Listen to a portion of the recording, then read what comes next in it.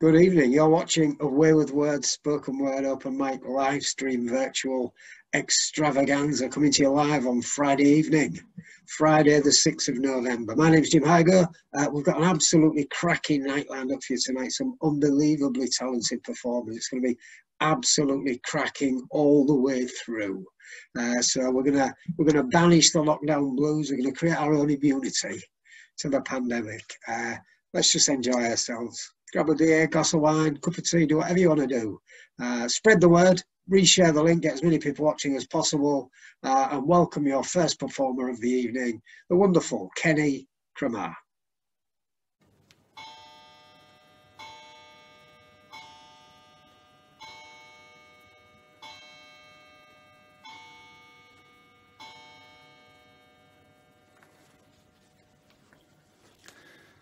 Hi there, my name is Kenny Cramar, and this poem comes to you from Lincoln.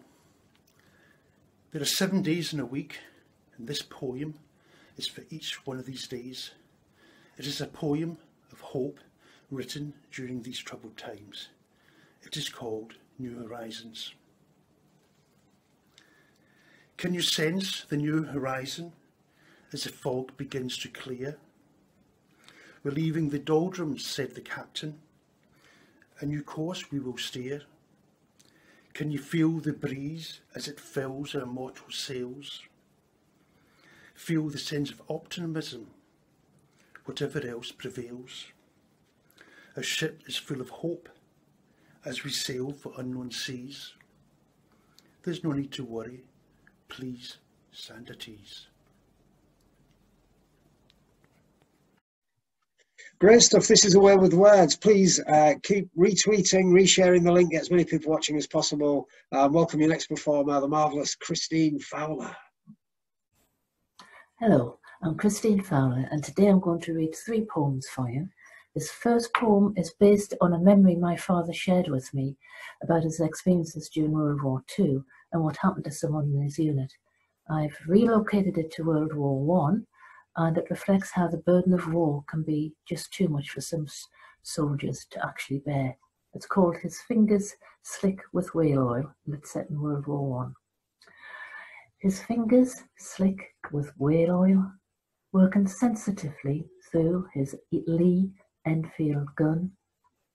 He rubbed each part with tender care, smoothing the bolt, the spring, the breech, caressing the cocking piece, reaching with searching fingers long, each intimate corner of this his gun.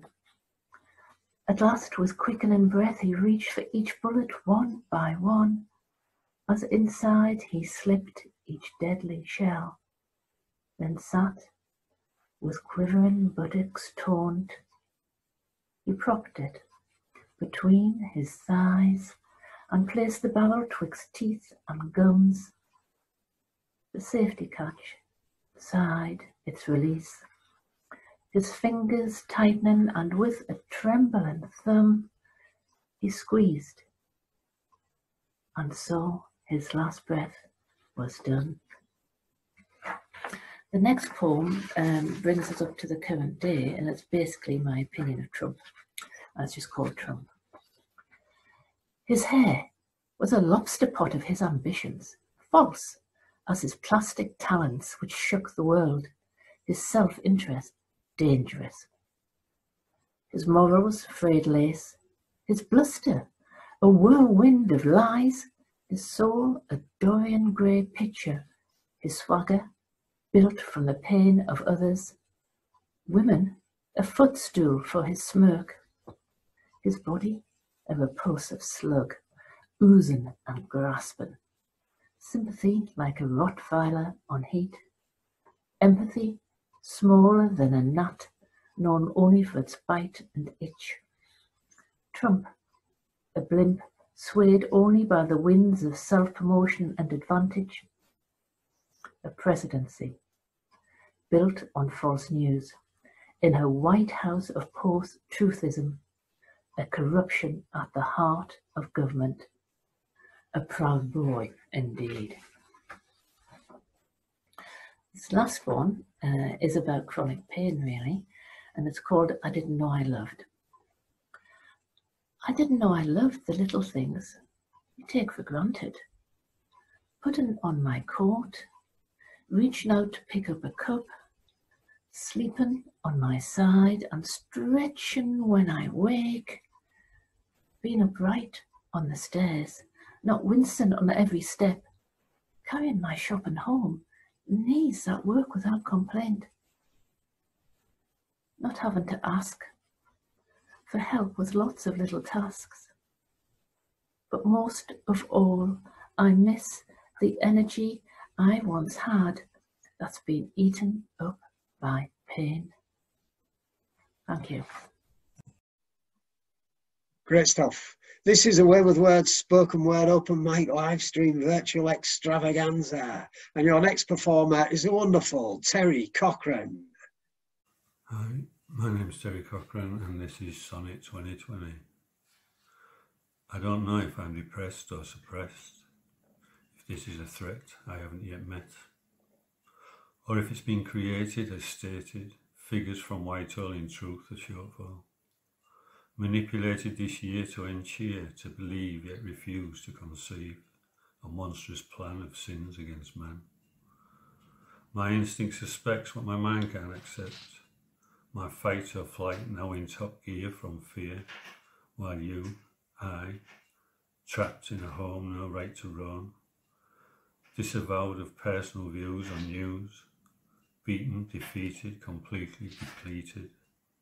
Now my depression is my suppression. Thank you. Hi, Terry Cochran again, and this is called Holier Than Thou.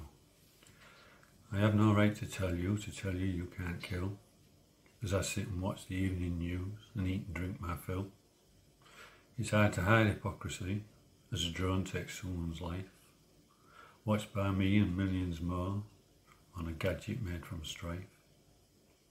And I can't stand here feeling smug as I read out my verse, or tweeting out my comments on Facebook. That's fucking worse. So I will not point the finger at those we put in charge, because we unlock the gates of hell and now the devil, well, he's at large.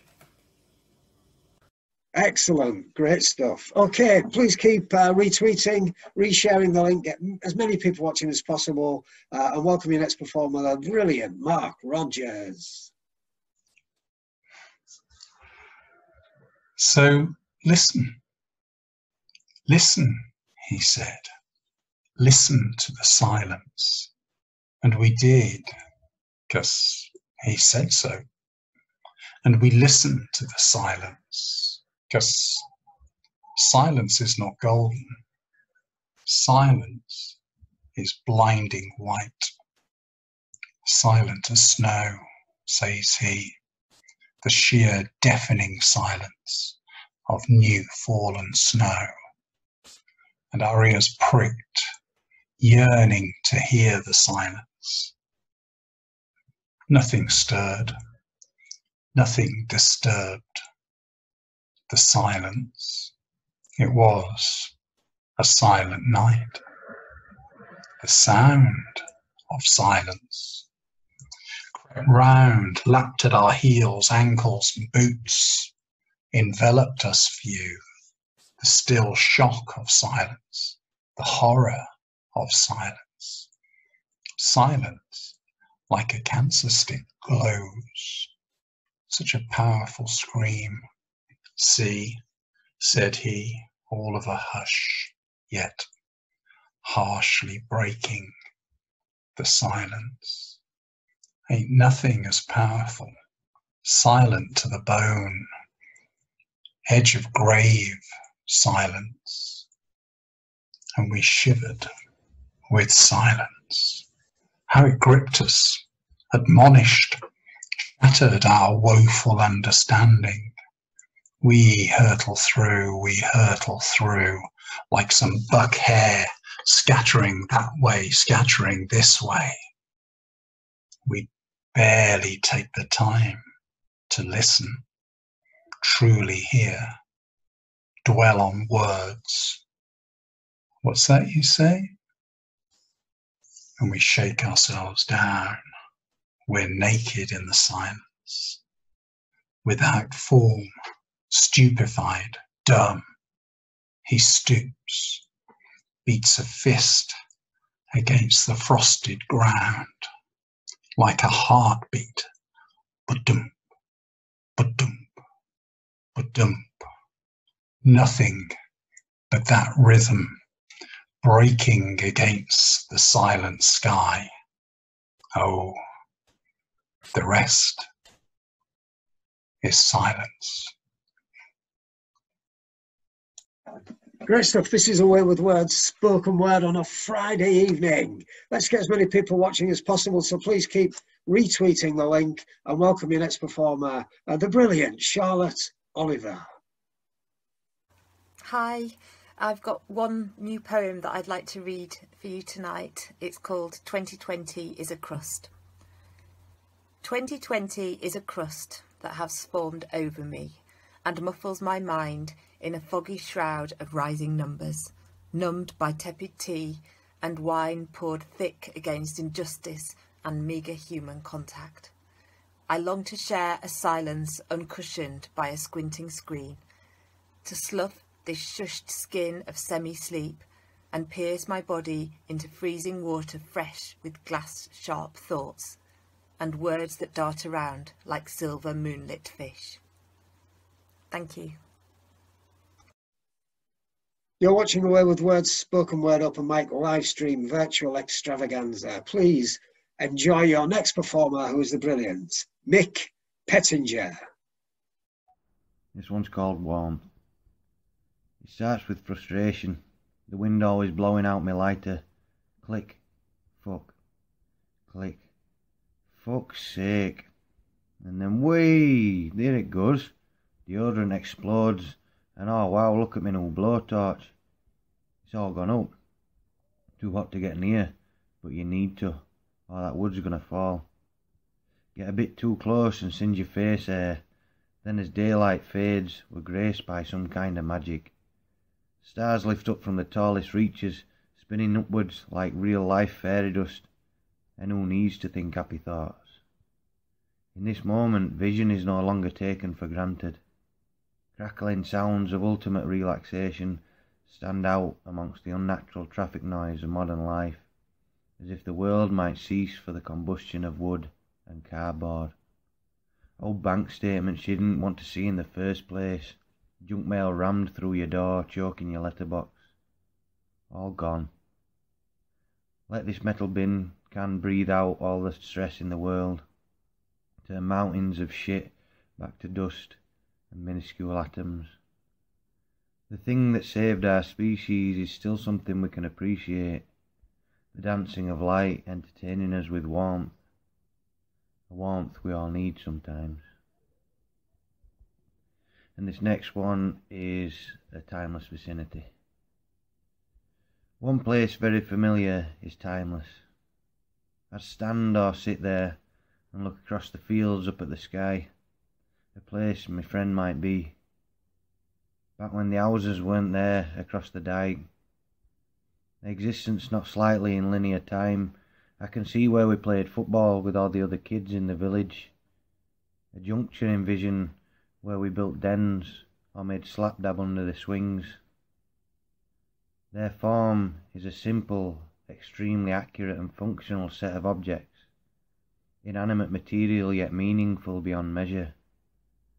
They're in that scene, from my head. The one memory I can't ever forget. My mum and dad flew down, and I flew past them, on a day full to the brim with regret. The day after I'd wished somebody dead.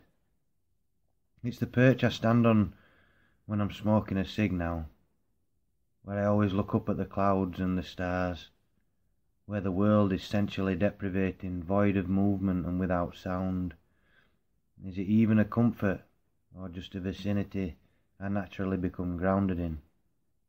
Almost like my whole life is there, a place where whatever happens in the world, I can simply be, whether in turmoil or at peace, where death won't be forgotten, where love and memory could be kept. We raced down them as kids, me and our Steve, down my dad's back steps. Cheers. Okay, you're watching Word with Words, spoken word open mic. Here's your next performer, the marvellous Graham Rhodes. Hello again. I have no idea what day this is. I have no idea. Well, I know it's a Saturday, but I have no idea what's going on anymore. We're just here, me and the cats, in this little bubble. This poem is shite. I always start my set off with this. It sort of sets the level for the rest of the set. And you've probably, if you've seen me live, you've heard it hundreds of times. You can be shit-faced, have shit for brains, shit to get off the pot. You can smoke shit, talk shit, or even be shit hot. You can throw shit, give a shit, duck when it is the fan. You can be deep shit, tough shit when everything turns wrong. You can look like shit, feel shit, go like shit off a shovel. Find yourself up shit creek without any paddle. Have a shower of shit, get your shit together. Bear shit in the woods 'cause it's always shitty weather. There's heavy shit, weird shit. Hey, please don't be offended. This is just a shitty poem, but just fucking glad it's ended. Thank you. That sort of sets the level. This is called Everything is Getting Smaller. Everything is getting smaller. Cheesy Watsits and Lion Bars. Everything is getting smaller, apart from debt and working hours. Wagon wheels and tussocks tea cakes, portions in the takeaways, entitlements and personal benefits.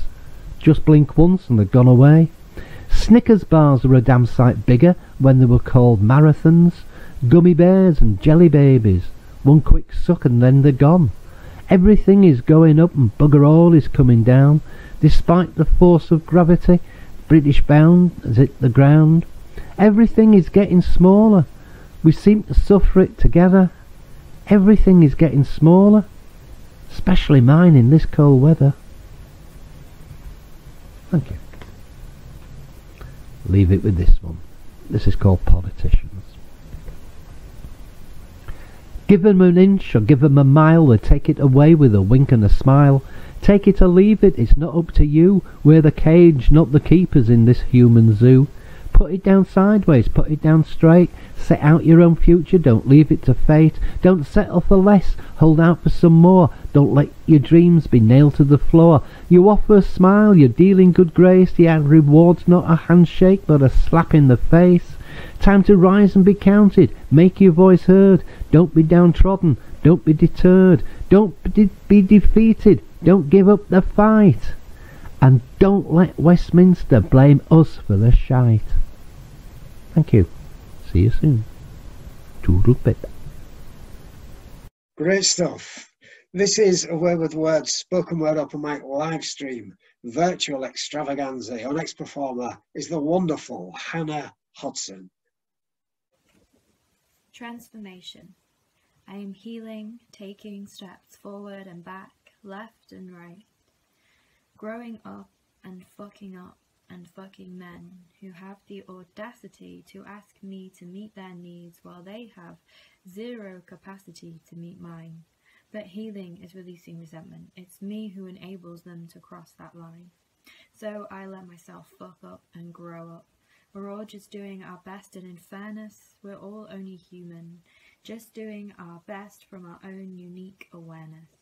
And trusting the process. It's not linear or black and white. There's no need to assign anybody to wrong or right. Instead, giving up the fight, allowing life to unfold, just as the blue sky unfolds into a black night. And I'm traveling through the darkness, fumbling around with limited sight, but morning emerges, greets me with handfuls of insights, leaning into me with arms made from sunlight. Nobody said healing was light. It's not for the faint-hearted. Sometimes I think it would have been easier if I had just never started. People do that. Get by just going through the motions, never seeking inside, sailing on the surface, denying an entire ocean beneath their familiar paddle boats, dependent on delusional distractions to keep them afloat. When seas get rough, I sometimes watch these people in envy. If I hadn't cared, never wanted authentic, intimate love, who would I then be? A survivor, yes, but not much more. I'm jumping off the safety of shore, swimming down to the depths of my core, facing stuff that's easier to ignore, facing stuff that once would have dragged me into the night with no torch before. I have the tools today. I'm growing up and fucking up, transforming in my own messy way.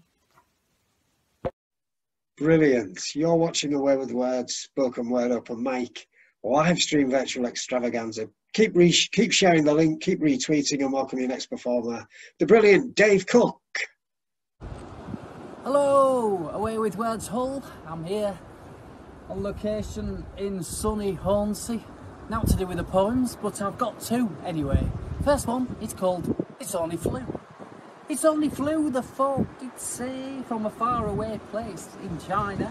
Not to worry, we'll all be okay on our ranch in Carolina. It's only flu, the folk did say, it'll never get me here.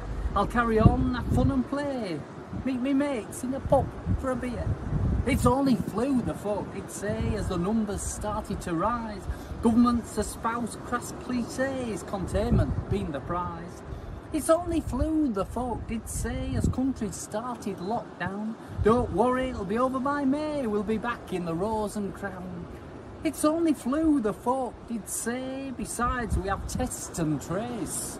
I'm stuck at home where I must stay, when out have a mask on my face.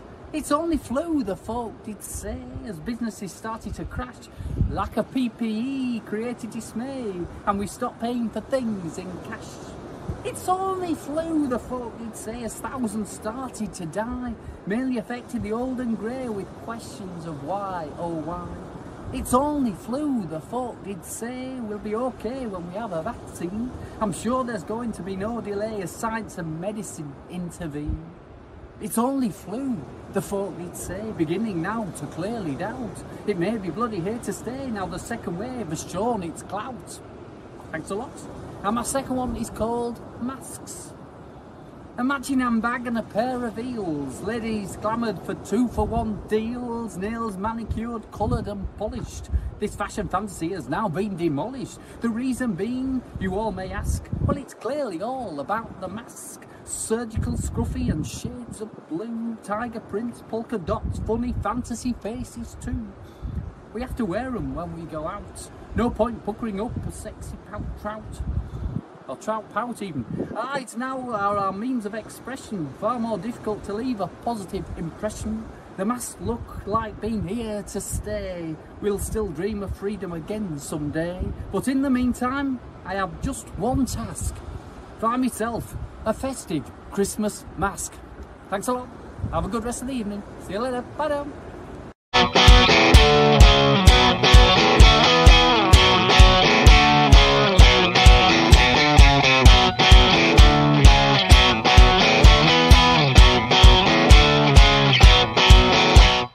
Great stuff. You're still watching Away with Words. Absolutely fantastic so far. We've got some immense performers still to come. And here's the first one of them, the brilliant Robin Welsh.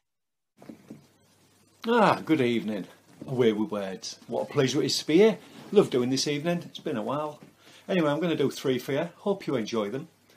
The first one is called This Is It. It's yours. This is it, mate. It's yours. Now own it. Own it. You had a chance to change history. Change your system of misery. It was no fucking mystery. Well, not to me anyway. It was not rocket science. But science ain't your thing, is it? Because ice caps are melting while you're watching Strictly. The Amazon is burning while you're watching Strictly. Because it ain't your problem. And it's not real either, is it, mate? Because Trump said it's bollocks. Class war, it passes you by. Apathy's your thing. It's not your fight. Capped off in works for you. Land of Wealth and Glory and the Rees-Mogg Appreciation Society. Patriotic to the point of pathetic. A working class Tory shouldn't be a thing. So own it, mate. Own it. It's yours. You knew what you voted for. Disaster capitalism, the new normal. Dido hiding, queen of corruption. Search and destroy. Search and destroy.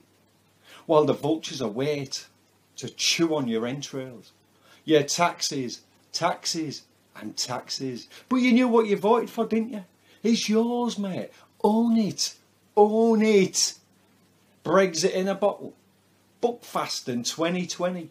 Borders and boundaries, the reason for your stupidity.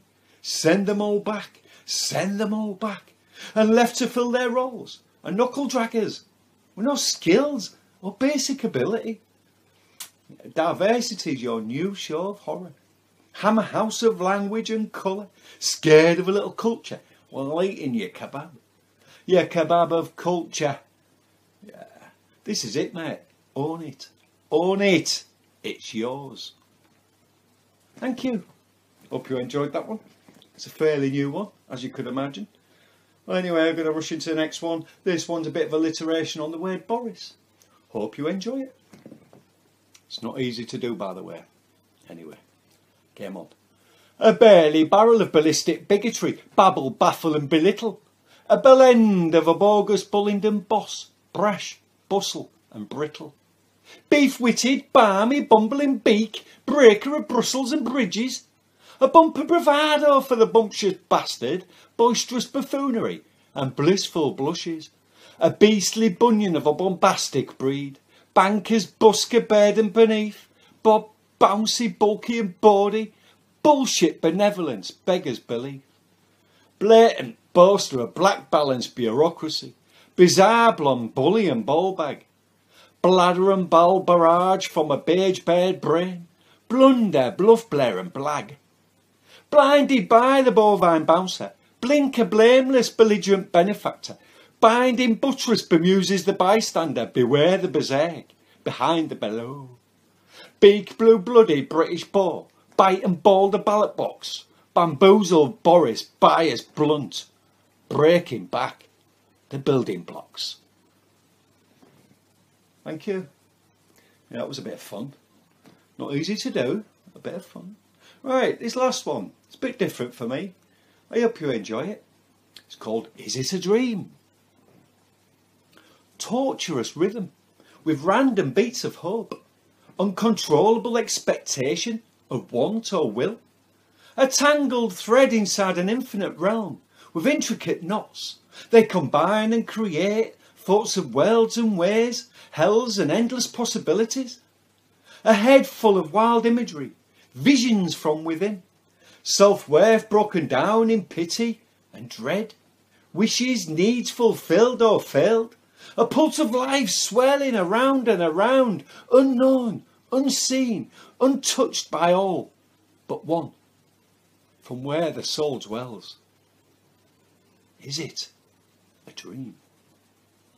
Pleasures, pain, desires and guilt wrapped in clouds in blue skies over freshwater streams. These mind games, a torturous chamber of nostalgia, trauma and experience inside a unique bubble of individuality. They harass in sleep with a perpetual fantasy, self-definition through regret or grief.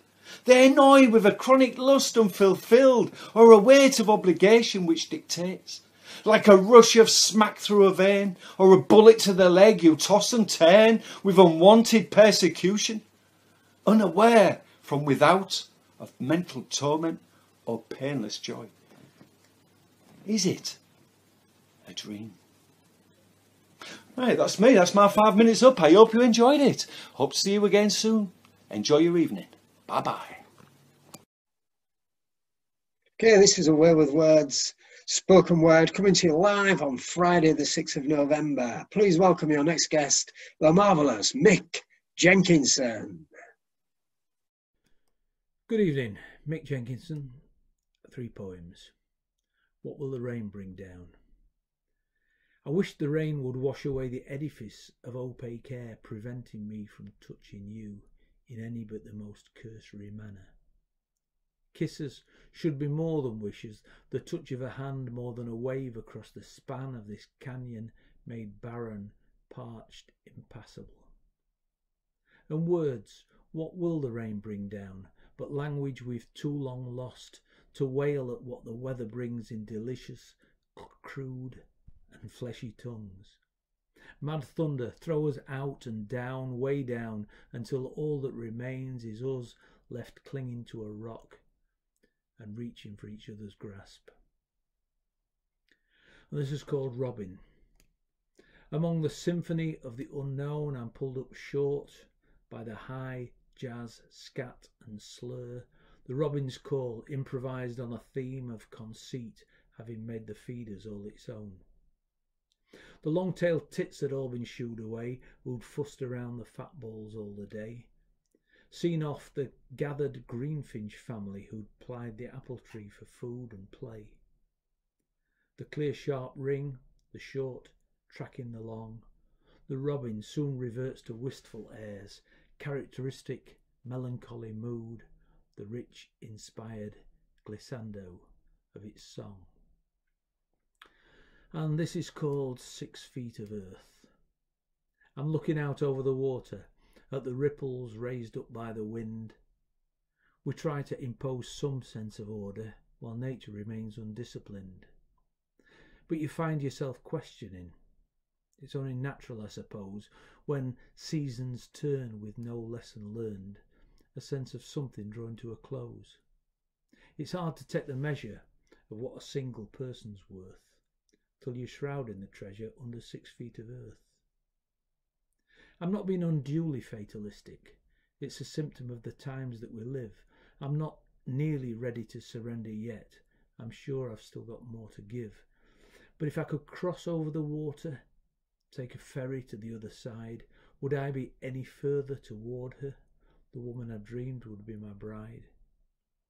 It's hard to take the measure of what a single person's worth till you're shrouding the treasure under 6 feet of earth. Mick Jenkinson, thank you very much. You're watching Away with Words on a Friday evening, coming to you live. Please welcome your next performer, the superb Linda Owen. Hi everybody, I have 2 poems to read out. First one is Waking Up on Campsite. First, the passage through the night, camping style, and that long, slow kiss goodnight to the night sky. For it puts on a show jam-packed with bright stars, to the point I turn my head like the owls of the night, taking it all in. For home will never be as bright as this. Breathing in the cool outdoor air and tasting it with outstretched tongue like a happy dog, and building a memory of this earthly place, where shrubs and trees are not taken down, but breathe the air soaring to the sky and weaving through the land and valleys like a picture postcard. My mind expands to think of all the birds, animals, insects who naturally stay outdoors. No wonder it's survival of the fittest, or indeed the strength of numbers. Each species aware of earth is their giver and taker, the natural law of earth's seasons. And bedding down for the night requires warmth, comfort, and to still my mind. Animal instincts linger within me, as ears stay a little pricked before I slumber into deep sleep. Some of the craziest dreams happen when I'm camping, far from home. Is it because I am close to ground and air that is free and flowing around me and through me? Morning comes early with the fighting spirit, volume sky high of a dawn chorus. Rays of sunshine touches the land that yawns with me. Then I become my own mother as I check in with what I need to feel well. and like a child I brush my hair, clean my face, and hit a few high notes in a humble shower cubicle where female voices are only heard. Not forgetting the language of nature outside the tent, as grass and flowers and trees talk to me with a welcome of beauty, love, and pure perfection. I feel their freedom, for the outdoors does not restrict me or bore me.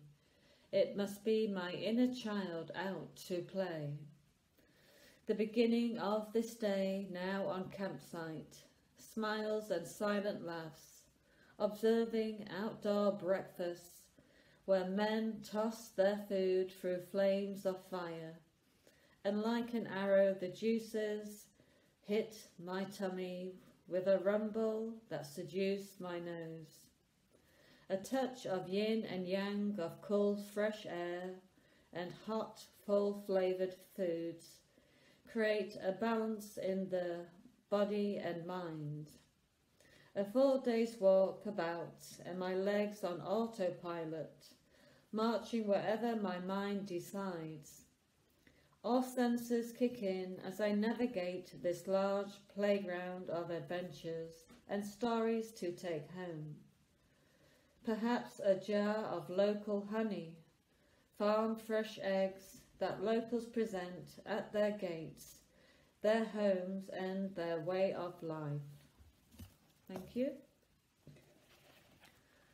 The last one is called Lifted. I'm lifted and the world is smaller. I'm lifted and all I know fades away smaller. Signs to be alive is to simply breathe. I see now the air that flows over planet Earth. Mother Earth, a thriving, growing thing you are. I acknowledge the sea amongst the land, the sun and moon close companions, but I am lifted and float so very high. I am dissolving into the very word I am. Lessons, knowledge, the giver, the taker, the blueprint, a special word. It carries us through the universe to be at one with all. For am I not connected in a strange multitude way to everything? Seen, unseen, believed, unbelieved. I am lifted. I cry an inner peace. I still crave adventure. I am lifted. I am me. Thank you. Okay, you're watching Away with Words. It's been absolutely fantastic so far. Please keep watching. Please keep retweeting, sharing the link, get as many people watching as possible, and welcome your next guest, the brilliant Pete Cullum. Good evening, my name is Pete Cullum. Many thanks to Away with Words and Jim Higo for allowing me to come along and present a poem for you tonight. Now, a few nights ago, on 31st of October, Halloween, I was out and about, and on that night I had a very strange encounter, which may or may not be true. It affected me so much I wrote a poem about it. It's called Spellbound. In the dim, dreary, dingy dark, paranoia in People's Park, I walk past scary shadows, worrying where the wind blows. A cat sits silently, staring into my soul, feline fur as black as coal. He puts his paw out and says, "Stop right there." I couldn't ignore him, I didn't dare. Suddenly, the noise of cackling laughter comes towards me, getting louder. A strong breeze blows, then a swooshing sound. A frightening figure lands on the ground. I was spellbound by her beautiful, bloodshot eyes. Craggy lines on her face were a seductive surprise. A long pointed nose with a crooked bend and a horny brown wart stuck on the end. Fingers like eagle's talons to pick and poke. Hairs on her chin long enough to stroke. Broken teeth like gravestones all over the place. Could have been transplanted from Shane McGowan's face. Enthralled and enraptured by this spellcaster, dangerously drawn in by this captivating sorcerer. She moved in to kiss me, I had wobbly knees, breathing a perfumed pong of sweaty socks and cheese. Her creamy, crusty tongue heading for the back of my throat. But suddenly there was a puff of smoke. She was gone, and so was my fear. Maybe she'll return again next year.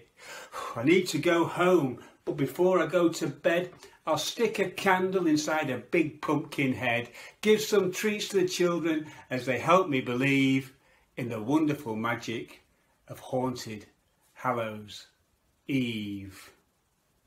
Thank you. All the very best to you all, and I'll see you next time. Cheers, bye. This is A Way with Words, spoken word, coming to you on a Friday evening. Please enjoy your next performer, the marvellous Tom Atkinson. Good evening and welcome to this mock exam marking and grading session. Now, as a teacher, I don't normally pick out students for any particular focus or anything like that, but I do have to tell you about this one particular student that I'm having a lot of trouble with.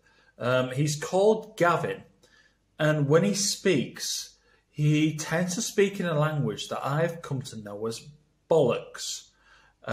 See for yourself from this recent speaking and listening exam. Of course, incredibly sorry for all those students who have been through this.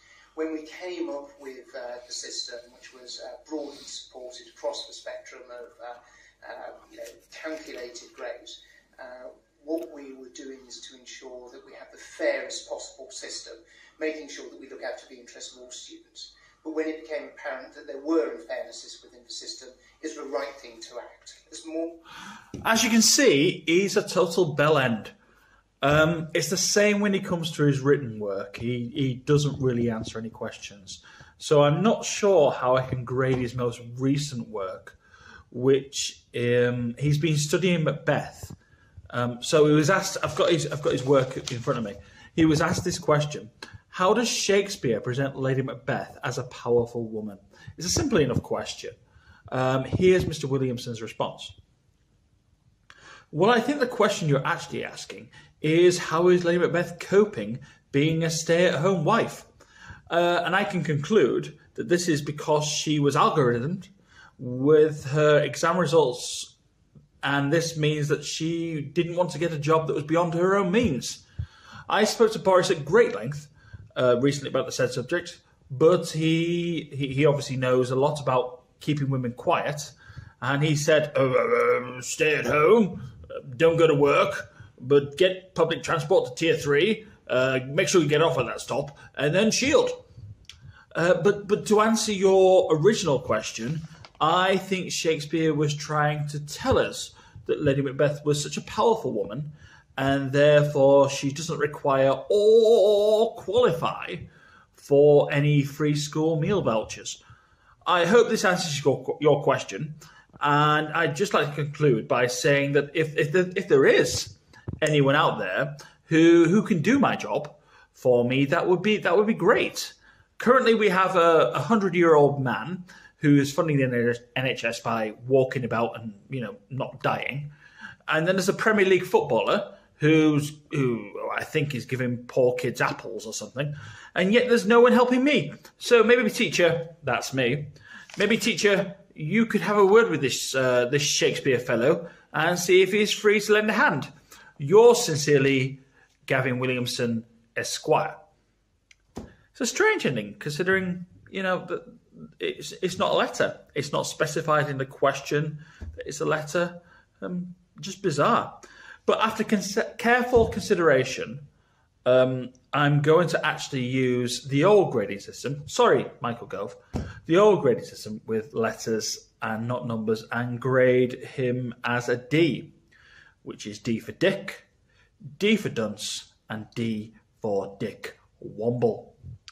But this is where it becomes ironic. But because he's put in no work of any particular use or of decent standard throughout the year, we've had to downgrade him even further to a P, which is P for prick, P for penis, and of course P for penis womble.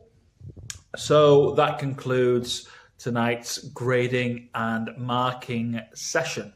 So I hope it's been of some use to you, and you can see that us teachers, apart from having great holidays, which you're keen to point out, we actually do a lot of work as well. But I want everyone to remember that if you work as hard as Gavin, then you too can get a job that you are nowhere near competent enough to do. Thanks very much, and I'll see you later. This is A Way with Words, spoken word, coming to you live on a Friday evening. Please welcome your next performer, the brilliant Ushiki Christopher. Untouched but not unfelt by Ushiki Christopher. Spent years like a husk, now life is kindling again, purifying from pain and pleasantly plentiful at present. The cage of the state is nothing, for I've traversed the labyrinth of my own mind and survived. So I shall recognise shackles as a concept, but be mindful of surrendering control. Isolate from crowds, but not from feelings, not from understanding, communion and empathy. Their cups can be plentiful, for the jug is poured by our own hand. Our hands are tied by distancing, but a forest's beauty is in being untouched. And if you've looked in the eyes of a pet, a loved one, or the beckoning horizon, you will know that souls touch without hands. He knows you know, by Ushiki Christopher. A dedication to his grandfather, Stanley Norris.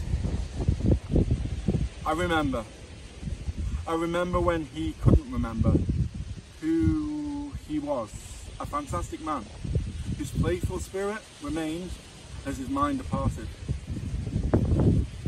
He couldn't recall names, yet knew emotions, knew kindness, knew the profound sense of knowing that lies deep within dogs, children and souls.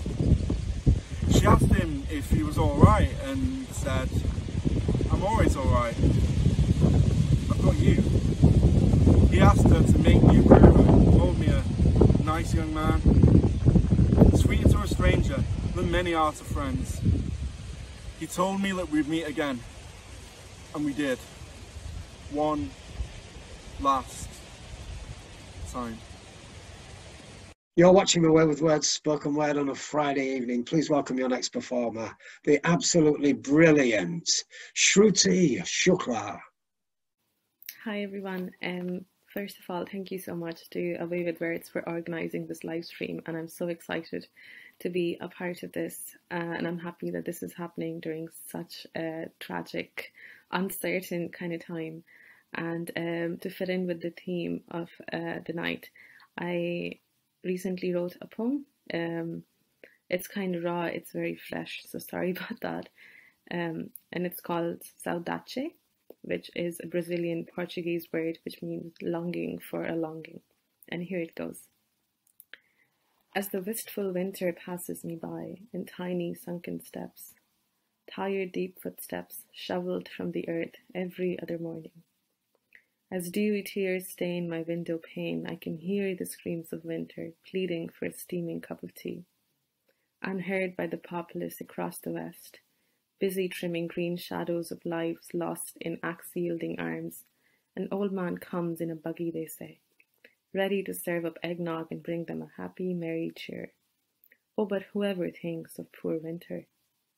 Shivering, clad in the rainy clouds, screaming against the stubbornness of the sun, winter moans, ready to take his last breath, and with no hope in sight, wails with no soul standing up for him in his plight. His tears, frozen in time, mockery follows, as young ones gather and begin what they call a snow fight. But deep within the bellies of the earth, down at the Orient side of things, happiness and community become key. As we light up walls in the skies, tiny bulbs hanging for the light, trying to match up to the ferocity of the moonlight. Kitchen bursting with aromas, delicacies only warranted for this much awaited night.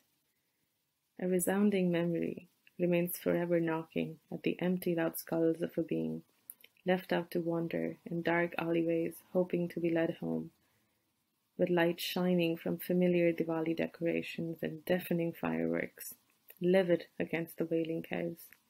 Windows rattling at midnight in reminders of the familiar stench of overzealous neighbours. My father, snoring to battle out the night.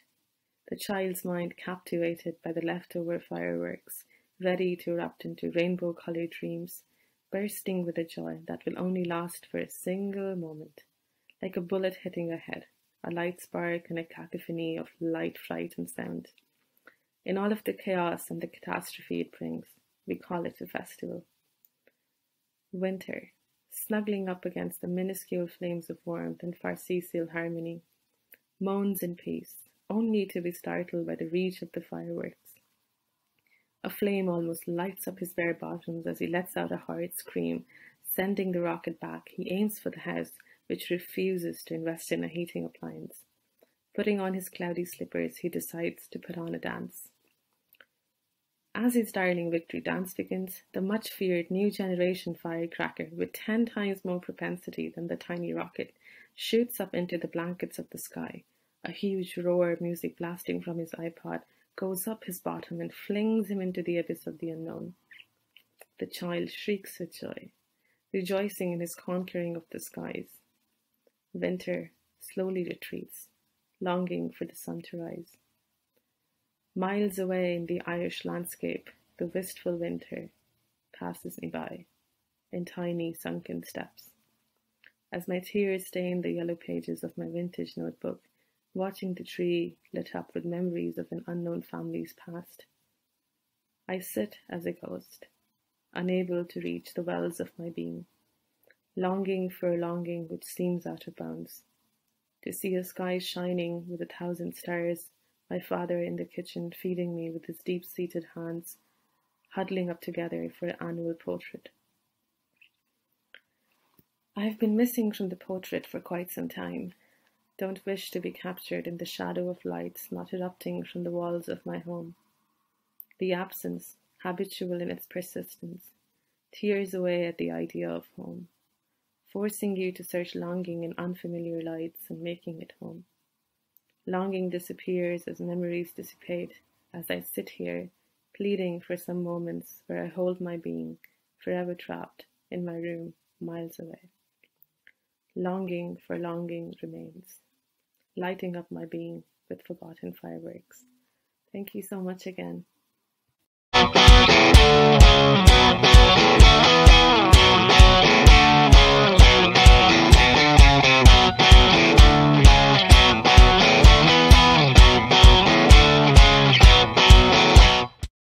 Okay, you're watching Away with Words. Please keep retweeting, keep resharing, get as many people watching as possible.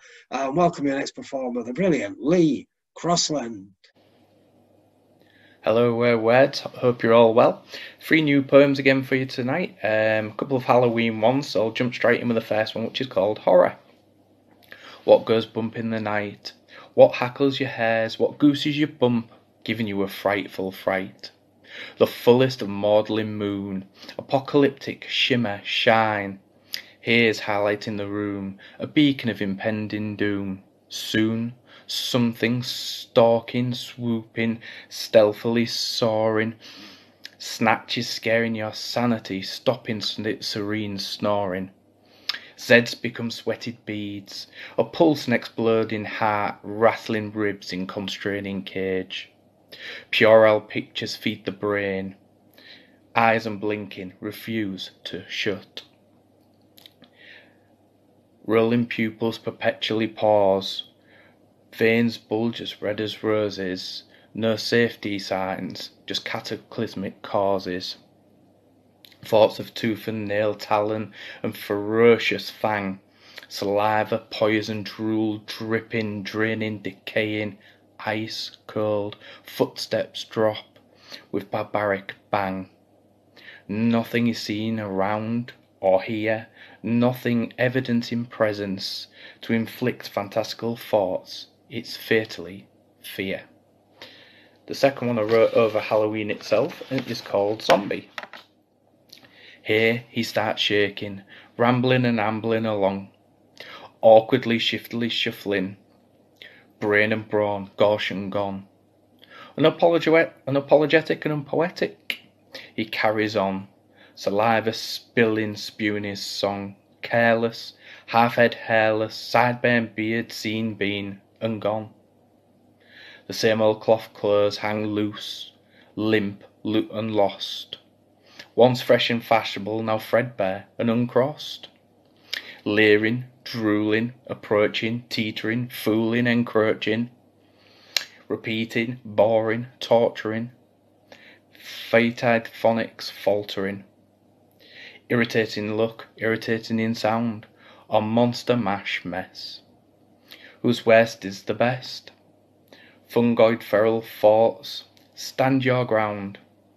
Harm to hearing, horror to eyes, your own soul upon sight, slowly diminishing dies. Self-worth worries falter, in the face of doubt it flies. You go, you know, I go. The ambles are a shambles, rhetoric is all rambles, following zany zombie, meandering flaw. And the last one is a little bit different in turn, and is called Lave the Land. Raven-coloured rivers roam, black treacle traverses, peach peaks and shadowy ravine, a swirling scent of home, weaving wefting wonder of obsidian syrup flow, over continual contoured shape, shadow enhancing nature's glow. Streams stop and surrender to fall and cascade, cascading, exploring, expanding, yet over spills and lays. Entangling tendrils born, brought by deep brown lakes, carefully closing with ease around pinkened peaks, and tender thoughts in a breeze. The unexplored landscape, new territory, new geography, all appealing, exciting, carefully cast. Pure choreography, no fault lines to cause chaos, no undercurrent or hidden harm, just perfect physical prose, exuding serenity, beauty and charm. Silence, simplicity, the landscape lays. True power and poetry, colour beneath ebony waves. Warmth, fire and protection. Perfect place to arrive, settled to stay, from fire bound beckon. Thank you for listening and I hope you enjoyed. Bye. This is A Way with Words. Next up, the marvellous Dave Drozdo. Oh, good evening. Welcome to my kitchen. He acts surprised.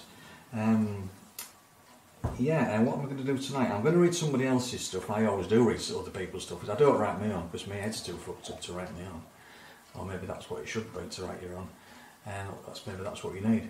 But yeah, I'm just going to read a couple of other people's stuff, bits of stuff. One is, first one's by Tom Waits, big Tom Waits fan. So I'm just going to read one of his songs. Because it is spoken word, I understand. And if I get round to it, if you're all still there and I haven't got stage fright, I'm going to read Bluebird by Charles Bukowski. So let's get on with it. I've checked the kitchen as well to make sure there's nothing behind me I don't want anybody to see. That was the first thing, but anyway, here's the first one. Small change, Tom Waits. Well, small change got rained on with his own 38, and nobody flinched down by the arcade. And the marquees weren't weeping, they went stark raving mad, and the cabbies were the only ones that really have it made. 'Cause his cold trousers were twisted, and the sirens high and shrill, and crumpled in his fist was a $5 bill. And the naked mannequins with their Cheshire grins, and the raconteurs and roustabouts said, "Buddy, come on in." 'Cause the dreams ain't broken down here now, they're walking with a limp, now that small change got rained on with his own 38.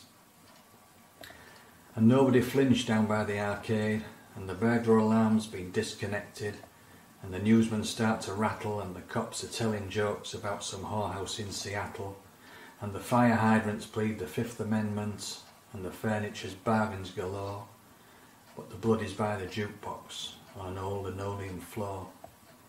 And it's a hot rain on 42nd Street, and now the umbrellas ain't got a chance, and the newsboy's a lunatic with stains on his pants, 'cause small change got rained on with his own 38. And no one's gone over to close his eyes, and there's a racing form in his pocket circle, blue boots in the third, and the cashier at the clothing store, he didn't say a word. As the siren tears the night in half, and someone lost his wallet, well, it's surveillance of assailants, if that's what you want to call it. But the whores still smear on, and they all look alike, but their mouths cut just like razor blades, and their eyes are like stilettos, and her radiator's steaming, and her teeth are in a wreck. Now she won't let you kiss her, but what the hell did you expect? And the gypsies are tragic, and if you want to buy perfume, well, they'll bark you down like carnies, sell you Christmas cards in June. Small change got rained on with his own 38. And his headstone's a gumball machine, no more chewing gum or baseball cards or overcoats or dreams, and someone is hosing down the sidewalk, and he's only in his teens. Small change got rained on with his own 38, and a fistful of dollars can't change that, and someone copped his watch fob, and someone got his ring, and the newsboy got his pork pie Stetson hat, and the tuberculosis old men at the Nelson wheeze and cough, and someone will head south until this whole thing cools off. Well, small change got rained on with his own 38. Yeah, small change got rained on with his own 38. Right, just give you a minute to get over that. Okay, take 2 of Bluebird by Charles Bukowski. Actually, this gave me a bit of a lump in my throat the first time I read it, and that was only about 10 minutes ago, so you never know. There's a bluebird in my heart that wants to get out, but I'm too tough for him. I say, stay in there, I'm not going to let anybody see you. There's a bluebird in my heart that wants to get out, but I pour whiskey on him and inhale cigarette smoke, and the whores and the bartenders and the grocery clerks never know that he's in there. There's a bluebird in my heart that wants to get out, but I'm too tough for him. I say, stay down. Do you want to mess me up? You want to screw up the works? You want to blow my book sales in Europe? There's a bluebird in my heart that wants to get out, but I'm too clever. I only let him out at night sometimes, when everybody's asleep. I say, I know that you're there, so don't be sad. And I put him back, but he's singing a little in there. I haven't quite let him die. And we sleep together like that, with our secret pact, and it's nice enough to make a man weep, but I don't weep. Do you? And that's my 2 for the next show. Hope you enjoyed that. Enjoy doing them. Good night. Okay, you're watching Way with Words. Please keep resharing, retweeting, get as many people watching as possible, and welcome your next performer, the brilliant Ben Bradshaw. Good evening, my name is Ben Bradshaw, and here are a few poems for the Way with Words virtual open mic. Fake doctors. I don't know what it is with them. Those that seem to get angry by the thought of other people getting attention for a mental illness. I wonder why it makes them so angry. The ones that say it's such a shame when they hear a suicide story, but shame those who fail their attempts. The ones who think they're doctors and judge someone's head by the face. They wouldn't see a lump on somebody and say they've got cancer, yet they'll look at someone's mask and diagnose them with attention seeker. I wonder if it's the bitter guilt that makes them scurry away from the truth. Maybe they bury their head in ignorance because truly listening will mean they have to admit their part to play. Or maybe they're just scared. Maybe they're scared they'll realise they're messed up too. Ticking bombs and silent syndromes. I'm caffeine fixes and fake highs. I'm sick buckets and dossett boxes. I'm nicotine stains and chesty coughs. I'm limp muscles and short bones. I'm damaged teeth and bleeding gums. I'm hormone pills and late injections. I'm backlogged tears and suicide poems. I'm bright flashbacks and angry triggers. I'm secret blogs and half-full notebooks. I'm black sheep and scapegoats. I'm perfect masks and canned responses. I'm frosty receptions and awkward embraces.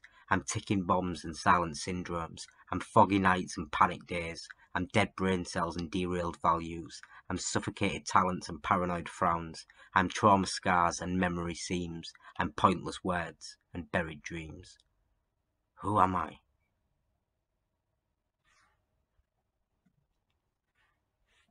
Circles. You know they don't get it. The ones who are supposed to. The ones who sit content in photographs but uncomfortable in memories. Those who dragged you up, or those that watched your key holders try to do their best, to protect you from their war. They can't comprehend that it just wasn't good enough, and now we think we'll never be good enough. You can't quite believe they can be so blind and hide behind the truth that's been screaming from your inner child to theirs for decades. It all goes round in bitter-filled circles they spin for us, and yet they wonder why we are dizzy. Thank you.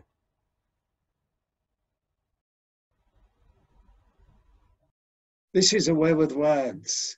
Please keep retweeting and resharing. It's Friday night. Get as many people watching as possible. And welcome your next performer, the brilliant Sarah Drury. Hi, I'm Sarah Drury, and I've written a few poems today that I'm going to read to you. And the first one's called On Eating Cake. Here goes. It's amazing how a few supplementary stone can brutalise the eating of a cake. Slumping in a restaurant, other women gawping eyes like two storks on the predatory neck of an emaciated snake. Waiting for the sugar in the sponge to ignite my diabetes into some kind of gratuitous glucose mistake. And they sit there, flaunting physiques as rotund as spaghetti dueling a skeletal rake. The cake, it is an intergalactic orgasm on my cherry lips. I think fuck it to the stairs and make room for another few inches on my burgeoning hips. If it were the 16th century, these skinny women would be asking for dietary tips. I would be revered, and my beauty would be ingratiated on the slender, and my face would launch 1,000 ships. Do you expect me to weld my pretty tongue to the roof of my mouth? Should I cover my clandestine closets and feed my desires to my shame and my doubts? Is cake a blasphemous word for the women who adorn their obesity inside out? Should I stifle the pleasure I lustfully treasure with abstinent food deprivation shouts?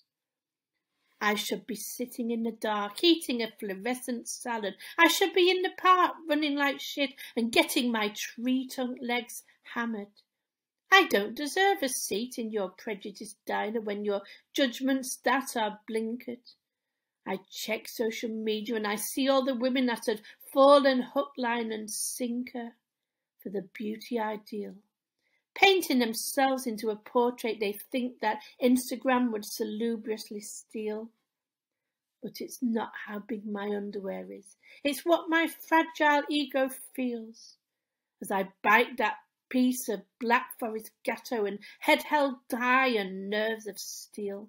And my senses explode in a riot of joy, the poison-tongued haters chewing at my heels. Thank you. Now my second poem is called Stigmata, and it's about the women's time of the month. And when I was a young girl, I had an experience that really shamed me, and this is a poem about that. It's called Stigmata. I was only a slip of a girl, with my hand-sewn bargain basement maroon skirt. My eyes were flashing bright like pound-shop hazel fairy lights, and the next generation fishwife wannabes knew how to dish the dirt. I was dicing with crimson and scarlet, and hues of red were my dirty sins. I drank the tea and spat out the blood, the teacup cracked with the weight of the shameful, tainted leaves within. It was art that day.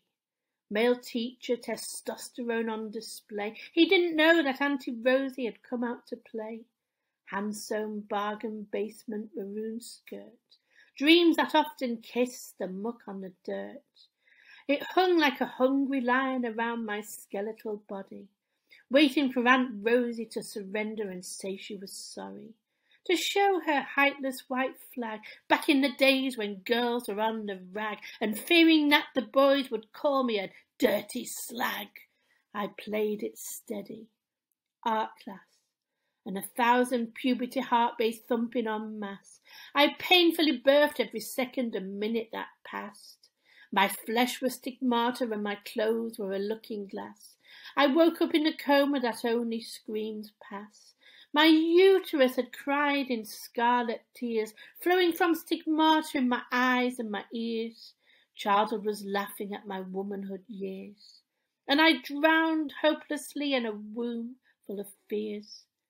I froze like a cadaver in a cryogenics lab, and I danced in the heat of my subcelsius stance, and I felt with shame for a martyr to stab.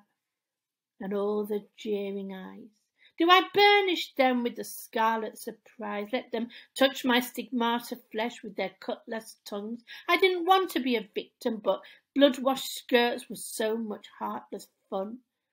I waited for the sun to phone the moon, and I let the sky paint dusky colours over cerulean shades of blue. They'd been sitting there like vampires, and there I was, a gift of a victim, and they hadn't had a clue. I got home that day. I wandered through crimson pockets of shame, and feelings that at that age had no name, and the curse of puberty, and the feeling that I was to blame. My body and my stigmata weren't for me a blessing, and it's not that I'm regretting being a woman, and it's not that I'm ashamed of being a woman, and it's not that I hate red. Thank you. Okay, this is A Way with Words. Please welcome your next performer, the marvellous Andy N. Hi guys, my name is Andy N. A couple of you may know I'm from the Manchester area, so you may have guessed it from my accent really, but I'm going to read out first of all today a poem that I've recently quite wrote. I like writing ghost stories about this time every year, so we've been Halloween last week. This first poem is a brand new piece, and it's about Manchester Bootle Street Police Station. And this is, if you ever do research on this, this is a rumoured true story. And it's simply called The Ghost of Manchester Bootle Street Police Station. Asleep in the shadows, it was said, you never heard her until dawn, and she started calling out for breaths, shortening out all the lights with her hunger, rattling the bars all the way to the office with her cries for minutes at a time, shaking the windows of the canteen and the plastic plates onto the floor, bequincing the same emotions over in a mesh of feelings tied together, growing dimmer with exhaustion until she eventually gave up. calling out that one word, ice clear, in between the raging tears, years after it was said she died. Innocent. I'm innocent. Okay, the other piece I'm going to do today, again, a couple of you may know, I'm in the process of writing my next full-length poetry book, which is going to be called Changing Carriages at Birmingham New Street, which is mostly, or is really actually, a series of poetic letters between a couple. And this is one piece that's quite early on in the narrative, and it's simply called Moving Down South. Was it when we were 12 or 13, Sarah? Your parents decided to move house and only told you the night before to go and pack your bags. It's not far, you told me in my room. We'll keep in touch. Even though neither of us believed it, what the other one of us said. Who stopped writing first? I don't remember. Do you, Sarah? As I threw myself into my writing, barely into my teens, and you married young. Too young when your letter arrived out of the blue, buried under bills with my two girls in tow and a publisher on my back. Too young and almost a rhetorical question, carrying your guilt on a platter and everything that went before, almost like you thought I was listening to you as you began to write. Cheers guys, that's me all done. Check out Spoken Label, my poetry podcast, which features numerous interviews. Find all the usual networks or speak to me directly. Take care. This is A Way with Words, coming to you on a Friday night, Friday the 6th of November. Please welcome your next performer, the brilliant Roy Heath.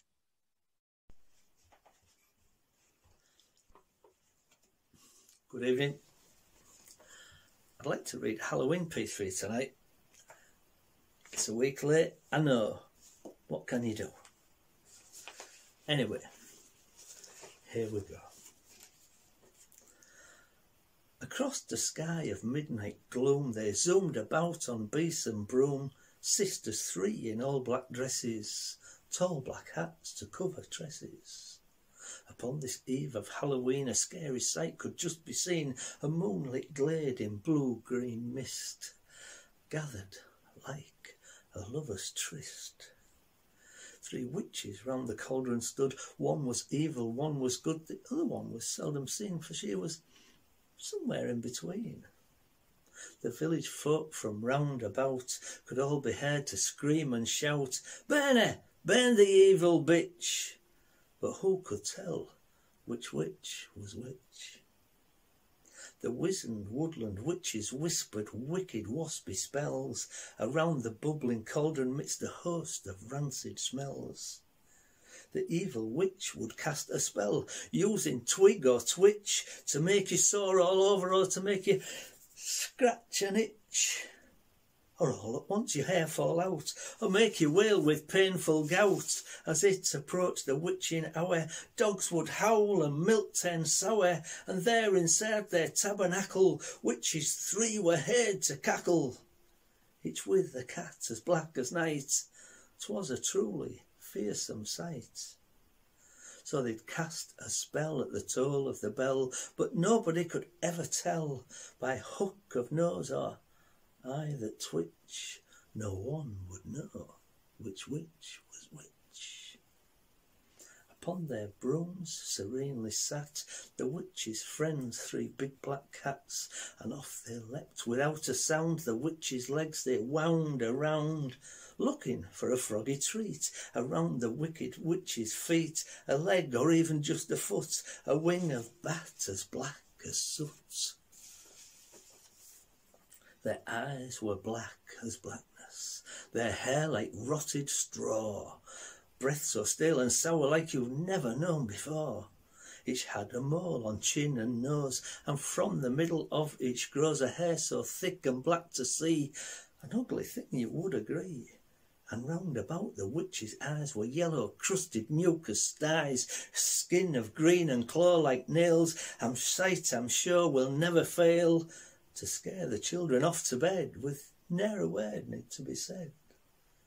So beware, beware the harridan's lair, for you could not be saved from there, but put into a big black pot with all the wicked things they'd got, like spiders, snakes, cod liver oil, and brought up slowly to the boil.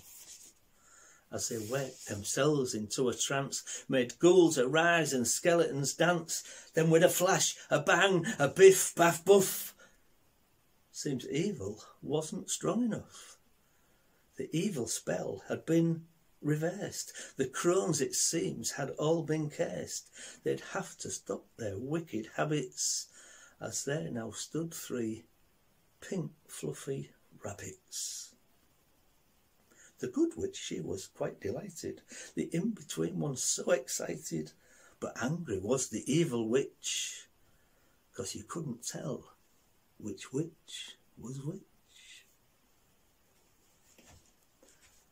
Thank you, and good night. Away with words, please keep retweeting, resharing, and enjoy your next performer, the brilliant Amanda Sam. Remembering. I'm remembering, my 5th of Novembering. Far back, when I was small, I can recall standing by the window, waiting for dark to come, waiting for Dad to come, so he could light the fire that my brother and I had built in the back garden. The warm kitchen smelled of onions and hot dog sausages, and there was freshly baked parkin. Then in he came, with sparklers and rockets and matches. It was time. The lighting of the bonfire was a ceremony. Dad checked our twisted newspaper sticks. We had done such a good job, he said. Which way is the wind blowing? Is the wood dry? Will it light? We made a guy once, with a sawdust-filled brown bag for a head, and legs from Mam's old stockings filled with straw. We paraded it around the estate on my brother's go-kart, not to collect money like they do now. It was just for fun. Dad tied him to an old wooden chair and threw him onto the pyre. The bonfire was lit. With the guy on top, and with the twigs and prunings from the garden, it was all of 3 foot high. And soon the chair leg crackled into flames, lighting the guy's face and ours with an orange glow. Then the sparklers, so young, but allowed this one night to hold real fire in gloved fingers, arm's length, terrified but squealing with delight, making swirly patterns in the dark night. I'm remembering, my 5th of Novembering. When you got older, you'd go with your mates to a bonfire the big lads had built behind the estate, with wooden gates they found in old folks' gardens, hinges and latches still on. And we all took summat, taters in foil, and chestnuts, sausages in bread crusts, and bonfire toffee. Big lads mucked about, played the fool, chucking bangers onto fire, pulling red-hot sticks out to light their park drive. In the shadows, rosy-cheeked, you could get cosy with a lad. It was more exciting than sparklers. Terrified, but squealing with delight inside, you forgot all the warnings about playing with fire. Ah, I'm remembering, my 5th of Novembering. One year, one of the lads on our street lit a rocket in his hand, and it blew off his middle finger. And another year, our next-door neighbour's lad had a jumping jack go off in his pocket.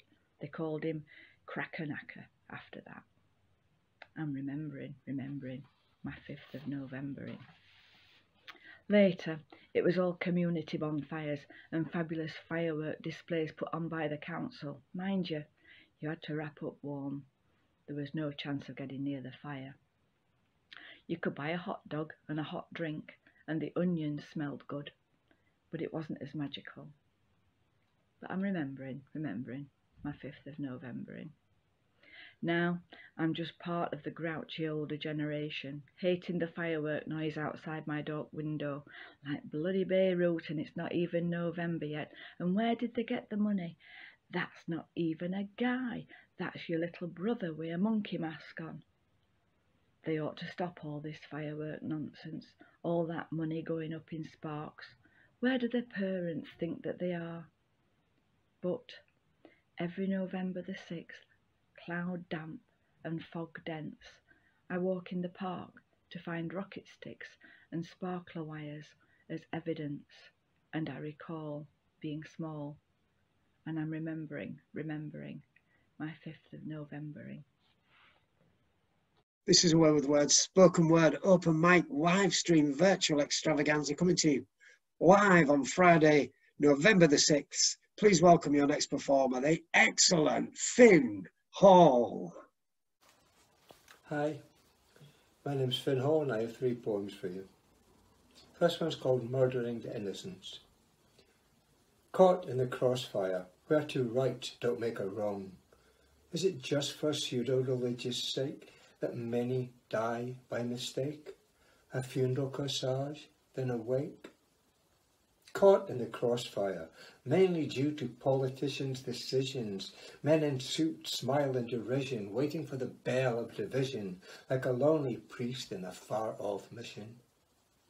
Caught in the crossfire of a drunken Saturday night, between the louts who want to fight, who in lager think they're right, upon the world another blight. Caught in the crossfire, where reputations are formed, it's all part of the big business norm, where we have no hiding place from the storm, to lose the roof that keeps you warm. Caught in the crossfire of this spiked ball that knows no shame. It doesn't ask your name, you look for someone else to blame, it's always others that are to blame. Caught in the crossfire, there is no turning place, there is no cut to the chase. We're all victims of the disgrace that stabs us while smiling to our face. Right, this next one's called To You for FR. To You for FR. Hearts breaking in anger, look out, see the stranger, drifting all alone. Alone like a hungry wolf at the door of your cabin, desperate, wailing, waiting, trying his hardest to get in, to devour you. Vanquish his thirst on the blood of your body, satisfy his need or greed on the flesh of your soul. Padding back and forth, foaming at the mouth, remembering lost causes, past adventures of his youth. Hoping you will throw him some morsel of your body to keep his body living, keep his longing from sinking by longing for some more. He needs you more than clothing to keep his skin from freezing, his eye on the back door, stopping you from leaving. His heart is in the mirror, beating with your reflecting face as you gaze out at your image. Your heavy eyes, your empty life is just a feeling of surrender that you know will come. Sooner or later it will come. Then you will give up to the footfalls at your door. Then be taken by this lover, the wolf who's at the entrance, the one that you know you've been waiting for. Okay, that was an old one. That was actually from 1981, and this is a new one. It was only written a couple of weeks ago. It's called On the Table. They were neither a stone nor a flower, but somewhere in between the answer lay. The hardness of the present, the beauty of the past, suspecting flawed memories, only the stone it seems will last. Troubled conflicts of the present, aching souls that lie within, no happy times to return to, no future dark and grim. Seeking answers, asking questions, it's all these words can do, hoping visionary artists can help to pull us through. When caught between the rock in a hard place, always choose the flower. Because flowers outlive their beauty, their memory remains crucial and yet vital. Colours, scent and name. Like a painting by Frida Kahlo, like a brief from Buddy Guy, something you'll remember some time before they die. As time eclipses memories, choices and decisions like a stone are hard and tough. But all you really needed was a soft and gentle touch.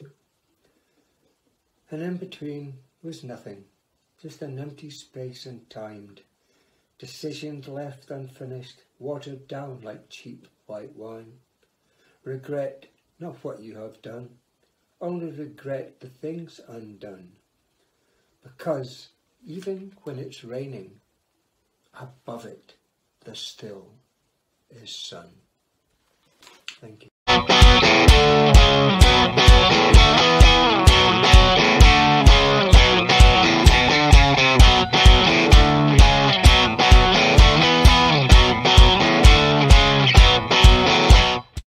This is A Way with Words, spoken word, coming to you on a Friday night, live into your houses, via your laptops, your computers, your televisions. Please welcome the brilliant Pauline Seawoods. Hello, I'm reading a poem for A Way with Words Hull. I'm in a car on the Kentish Town Road, so it's potentially noisy, but potentially will work. The Town Abuser. His shadow infiltrates Market Town, cowers us still. The shocking thing is that it happened over and over again. The shocking thing is that everyone knew, and women have said, "Me too," not fiercely, but with rueful laughter. We were just girls in white ankle socks, some of us overburdened at the top, even in primary school. He was red face, loud voice, spider leg hairs on the backs of his fingers. I dodged him by keeping the desk between us. Looking back, he could still have pounced on me, but he saved his paws for juicier prey, although he bullied me in public. Once he hit my head with a blackboard rubber to prove that my skull was thinner than a native's. His actual words, not mine. After his massive heart attack, he retired, but a collective sigh of relief was extinguished when he Lazarused as a supply teacher, slimmed down, blue-tinged, less blustery, courting sympathy, still spreading his legs when he sat at the front of the classroom, leeringly ordering us to solve complex multiplications. A long stretch up in a short skirt to write the answers with crumbling chalk. 50 years later, I'm at my friend's shop on a sunny day, a market town cave of Nepalese saris and crystals bric-a-brac. The once junior maths teacher has parked his mobility scooter and spills antique beans about his fellow school teachers. He says some were nice, some drank their lives away, and some were sinister. Turns out there wasn't one abuser, but many. The head teacher's wife, the auctioneer, the police, the Freemasons, all in on it. This is such a familiar story, but this is Market Town, and I have known some of it, and I have been silent. Thank you for listening. I'm Pauline Seawoods. This is my book, Spirograph, on pseawoods.co.uk. I hate doing a plug. You can cut that bit out if you want. Thank you, Jim. Thanks, A Way with Words. I love the night. This is A Way with Words, spoken word. Please welcome your next performer, the absolutely marvellous Daniel Kay.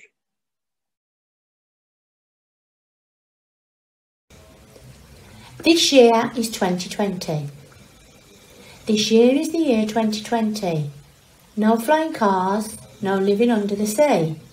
If you expected something nice, then all you'll find is disappointment. We all raised our glasses to cheer the year coming. Oh well, now we look back and think of that cursed night. Like an endless loop, misfortune dawned one after the other.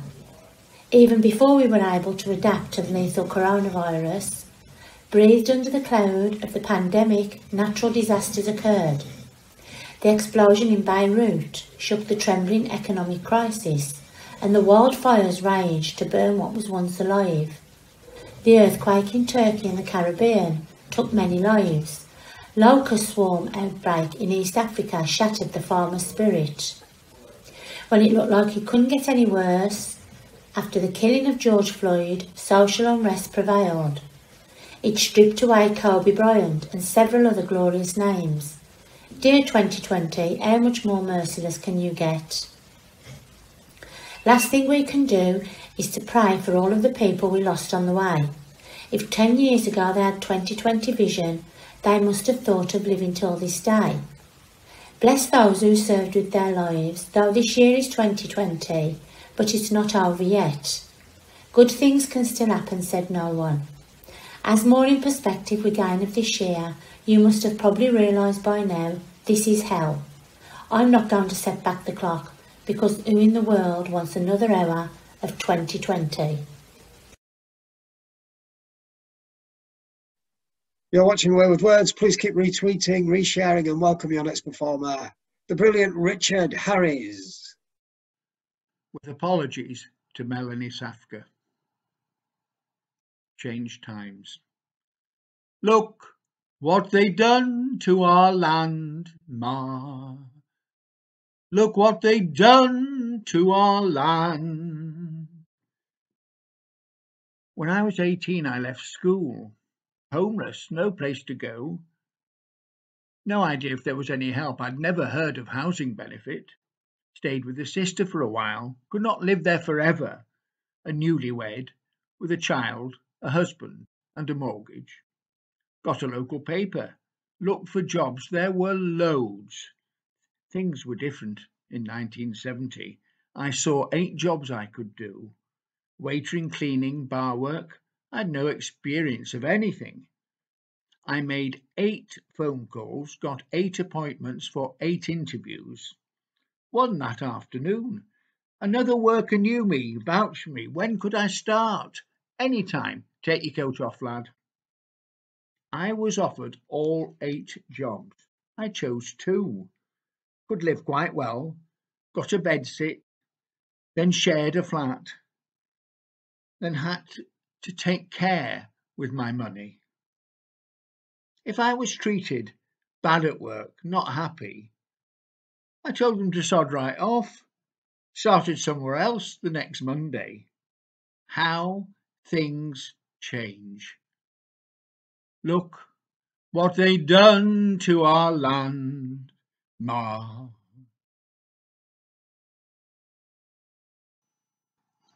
Christmas sale shopping. One Christmas we went to stay in Leamington Spa, which is quite a nice little posh town, a bit like Harrogate or Ripon or York or Chester, that sort of place.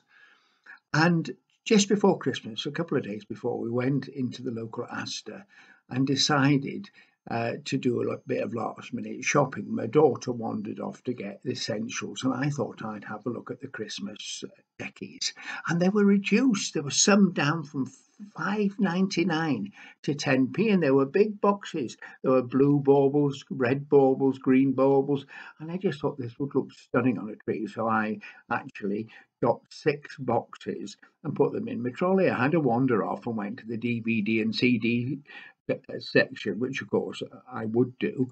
And when I got there, I saw a really nice box set of all the old vintage Lassie films starring people like Elizabeth Taylor and Roddy McDowell. It was just very cheap, $3.99 or $4.99. So I put that in my trolley and went to the till in the record section. Well, the young lady there started ringing things through.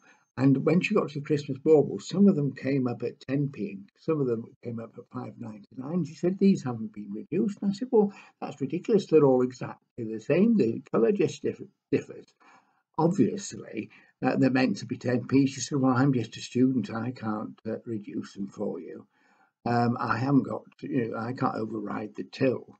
Well, there was muttering in the queue behind me because all these people were dashing around just before Christmas and wanted to get through. So I said, well, I'll just pay for the 10p ones and I'll take the others back to the section and see whether or not the manager there can reduce them for me. She said, that's fine. So she sold me the ones that I wanted.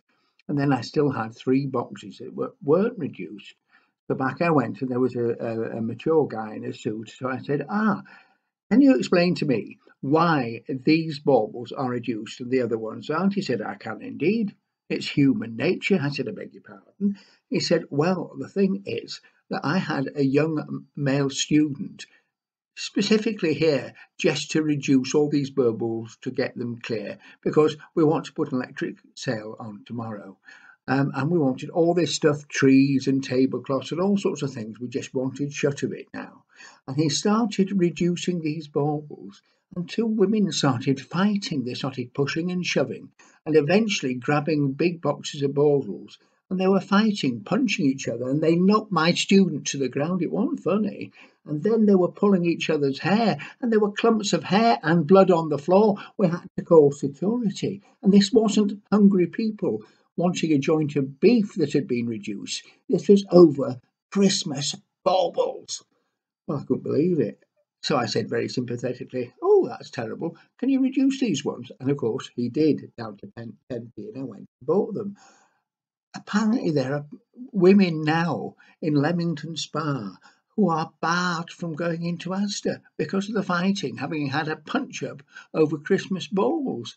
It's really quite unbelievable. And as my daughter said to me when she came back with, a few aspirins and a loaf of bread or something, why do these things happen in front of you, Dad? This is A Way with Words. It's been absolutely fantastic so far. We've still got some brilliant performances to come. So keep watching, keep retweeting, and welcome your next performer. The absolutely brilliant Claire Crossdale. Hi guys. XX Rocks. Ask the stinking sweet ship how she avoided sinking. Ask the harpies, gorgons, Charybdis. Ask the sea.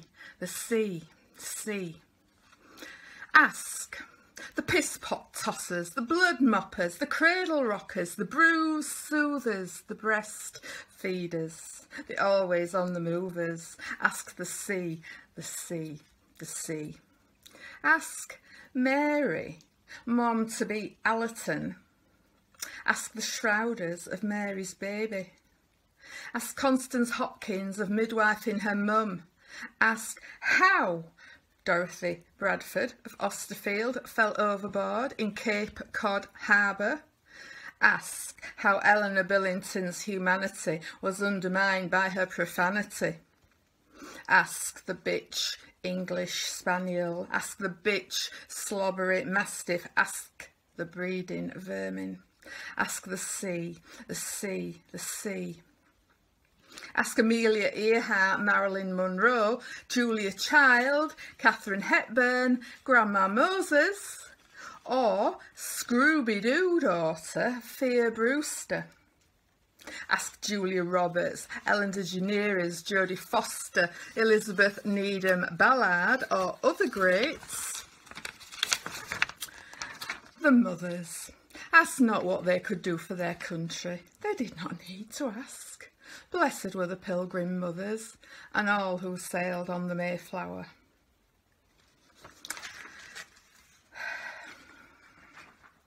And another shorter one. Ahoy there! What is this November 1620 doing? Patience and fear have been left behind, yet wrestling, desire, humility, love, Remember and resolute are permitted to embark upon the crossing for to make new lives. They sing, Jehovah feedeth me, I shall not lack. In grassy folds he down doth make me lie. He gently leads me by quiet waters. The sea road green skin, where the only grass is dried fodder, the hard tack is rank, half-baked, and years before Bunyan never wrote to be a pilgrim kid. So they are two poems I wrote for Friends of Doncaster Mansion House Facebook page in commemoration of it being 400 years next week since the Mayflower landed in the New World. Cheers. Thanks for having me. Okay, this is A Way with Words, coming to you live on a Friday evening. Please welcome your next performer, the wonderful Kev Bamboo.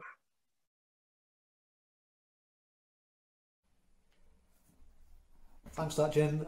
Yeah, so tonight I've got two poems for you, and both of these I've never performed before, and they are my, I would say that they're probably some of my most proud work, but they've never been shown to anybody, which is kind of ironic, really.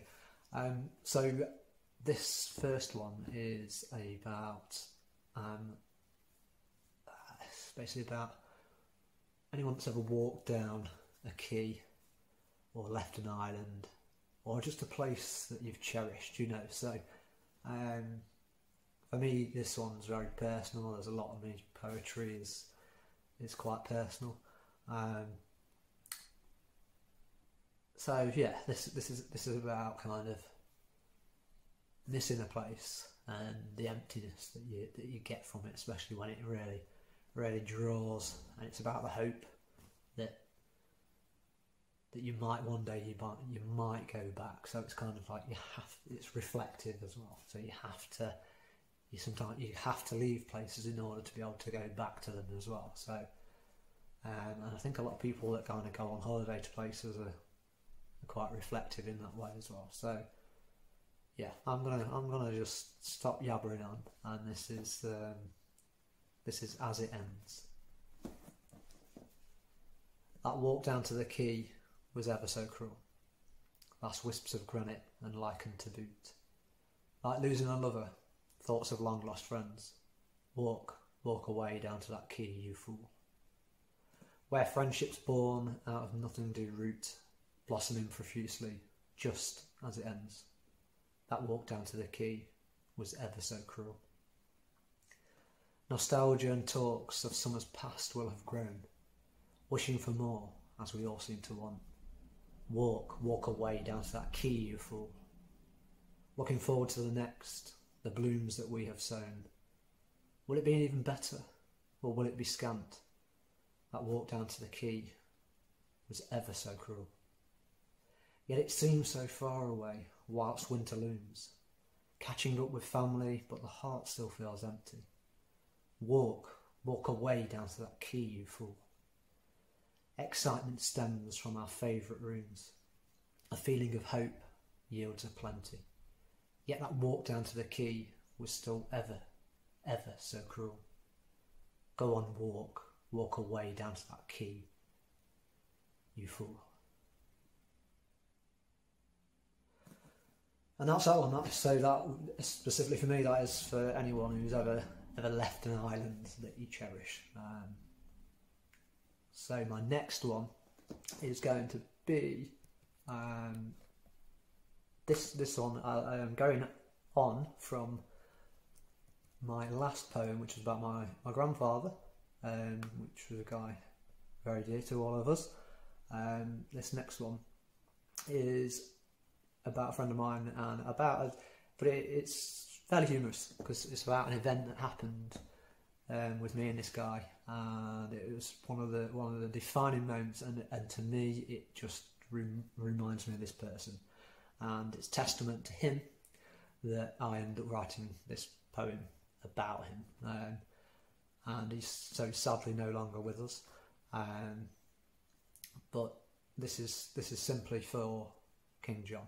So, King John, wherever you are, mate, this one's for you.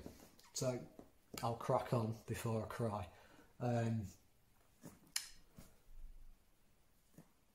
Reg Evans Homebrew. It's full of junk, there's nothing in here, just old paint tins and the grapevine of yesteryear, corroded fishing rods that no mackerel did spare, seized up tent poles forming a pagoda that I'm aware. Few clusters of grape strained through in this dusty old glass house, a warm harbour for a shrew, or if you're lucky, a mouse. Shredded paper and cardboard make home for these sore wrecks. In the past it kept humans after much Castlemaine 4X. It was John that noticed it, a camper, a friend. Struggling he was, so a hand I did lend. A crate of nectar not seen since '82. Bloody hell, Kev, you see that, don't you? Careful, mate, it might bloody explode. John flicked the cap off, a grin wide as the road. Do you think to my mind? While he guzzled the first of our find. So we made the mature decision to take them down cove. After supper by sunset on the camp stove. 16 bottles in total, we had to share a few. In what became legend to us was Reg Evans Homebrew. And that's it. So yeah, and that's for you, King John. So that's me. So I'll pass you back to Jim, and I hope you enjoyed. Enjoy the rest of the evening. Thanks.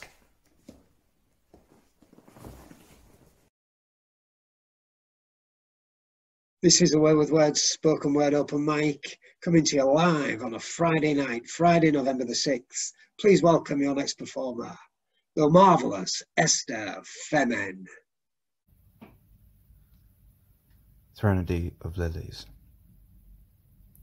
When I had for myself a few minutes with an empty house, I always went to the same cupboard and took out the forbidden books of photographs. How you looked in the 80s. How your mother looked in the 60s, and further back, smaller and smaller, trapped monochrome records, like sketches, who you would have been. A crowd gathers around a little girl, standing in a soft dirt graveyard, framed with palm trees, all staring down where a mother is being laid to rest, her little dress bright in the sepia gloom. 3/4 of a century ago, somebody lost their mother. In that sweltering jungle grave was born a hydra of empty futures, starting with the girl and her dead eyes, unable to cry dead tears, desperate to look away and breathe. This was not the end of all things. Underneath some of the photos you wrote captions, forcing the viewer to make that story fit the image. Each one a mark of death, impending, wishing for decades that everyone's pain was equal with yours. They must learn to feel like a child, how agony stretches seconds into eons. That way, at least, one can never rest. Pause for a moment to think, I don't deserve to live forever in darkness. You grew used to it, a thing you could hold, familiar, safe, living with that image of an endless grave where light could not escape. You kept it so eternally recent. In that house, silence was the cult.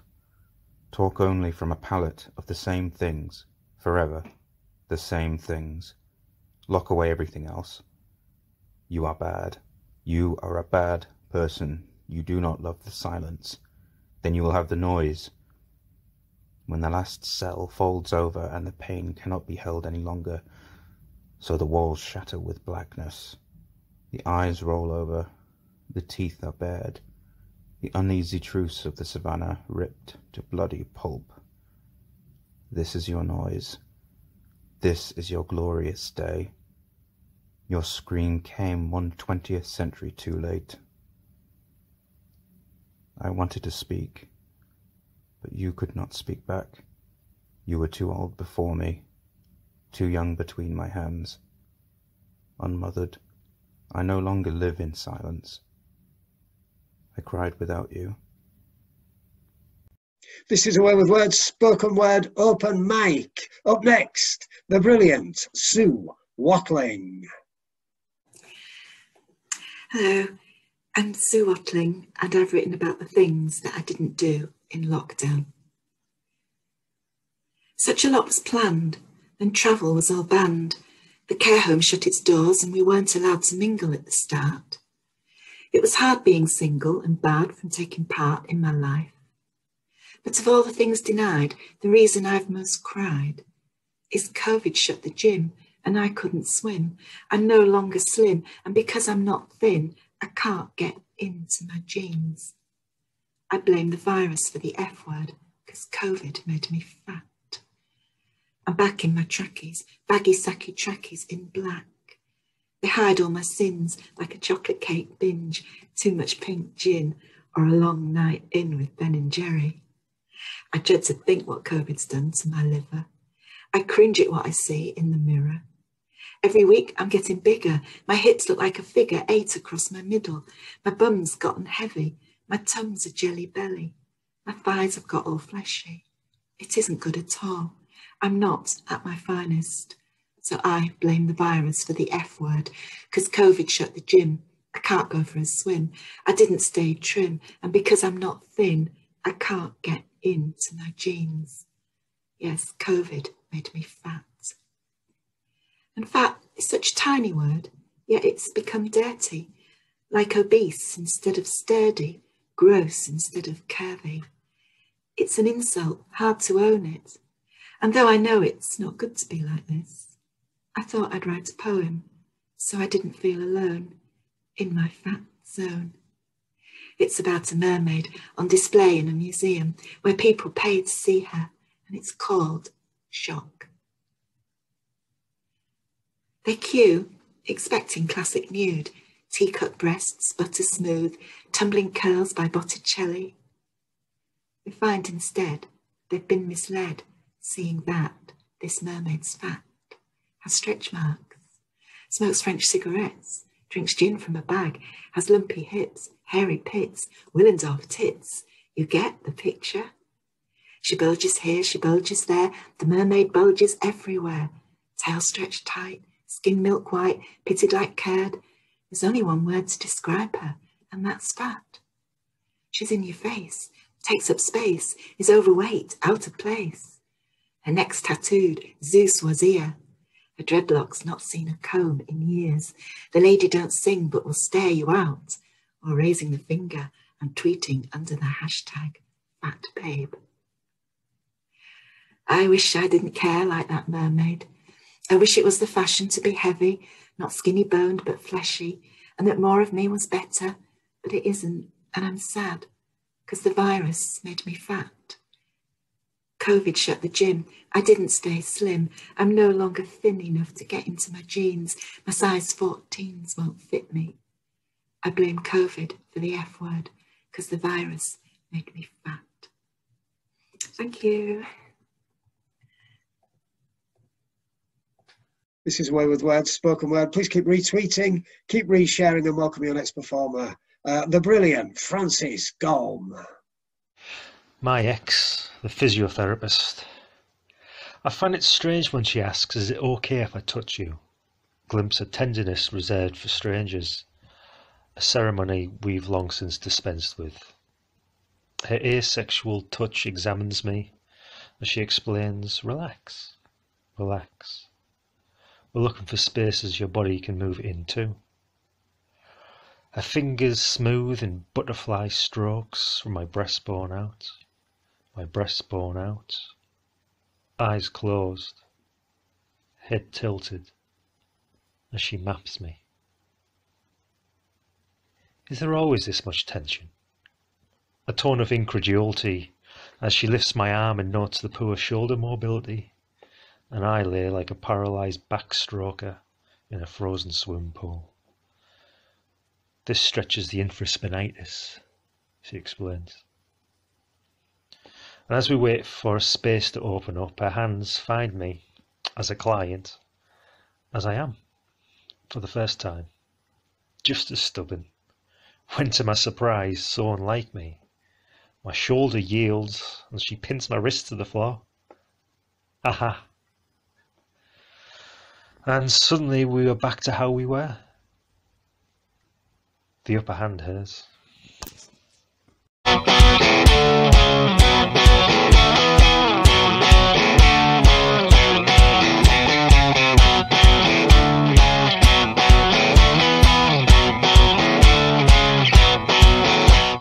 Okay, this is A Way with Words.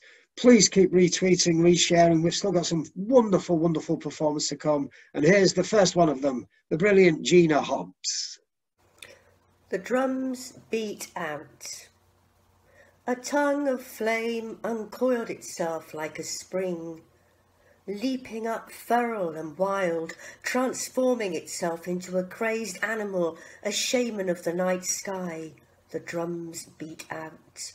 Hunt and prowl, prowl and hunt, and the red dragon breathed a primeval roar, spitting a shower of sparks, a cascading veil of crimson ire. Mesmerized they watched, changing their shapes in the flickering, haunting shadows, from a huddled bunch to tribal warriors, and the drums beat out.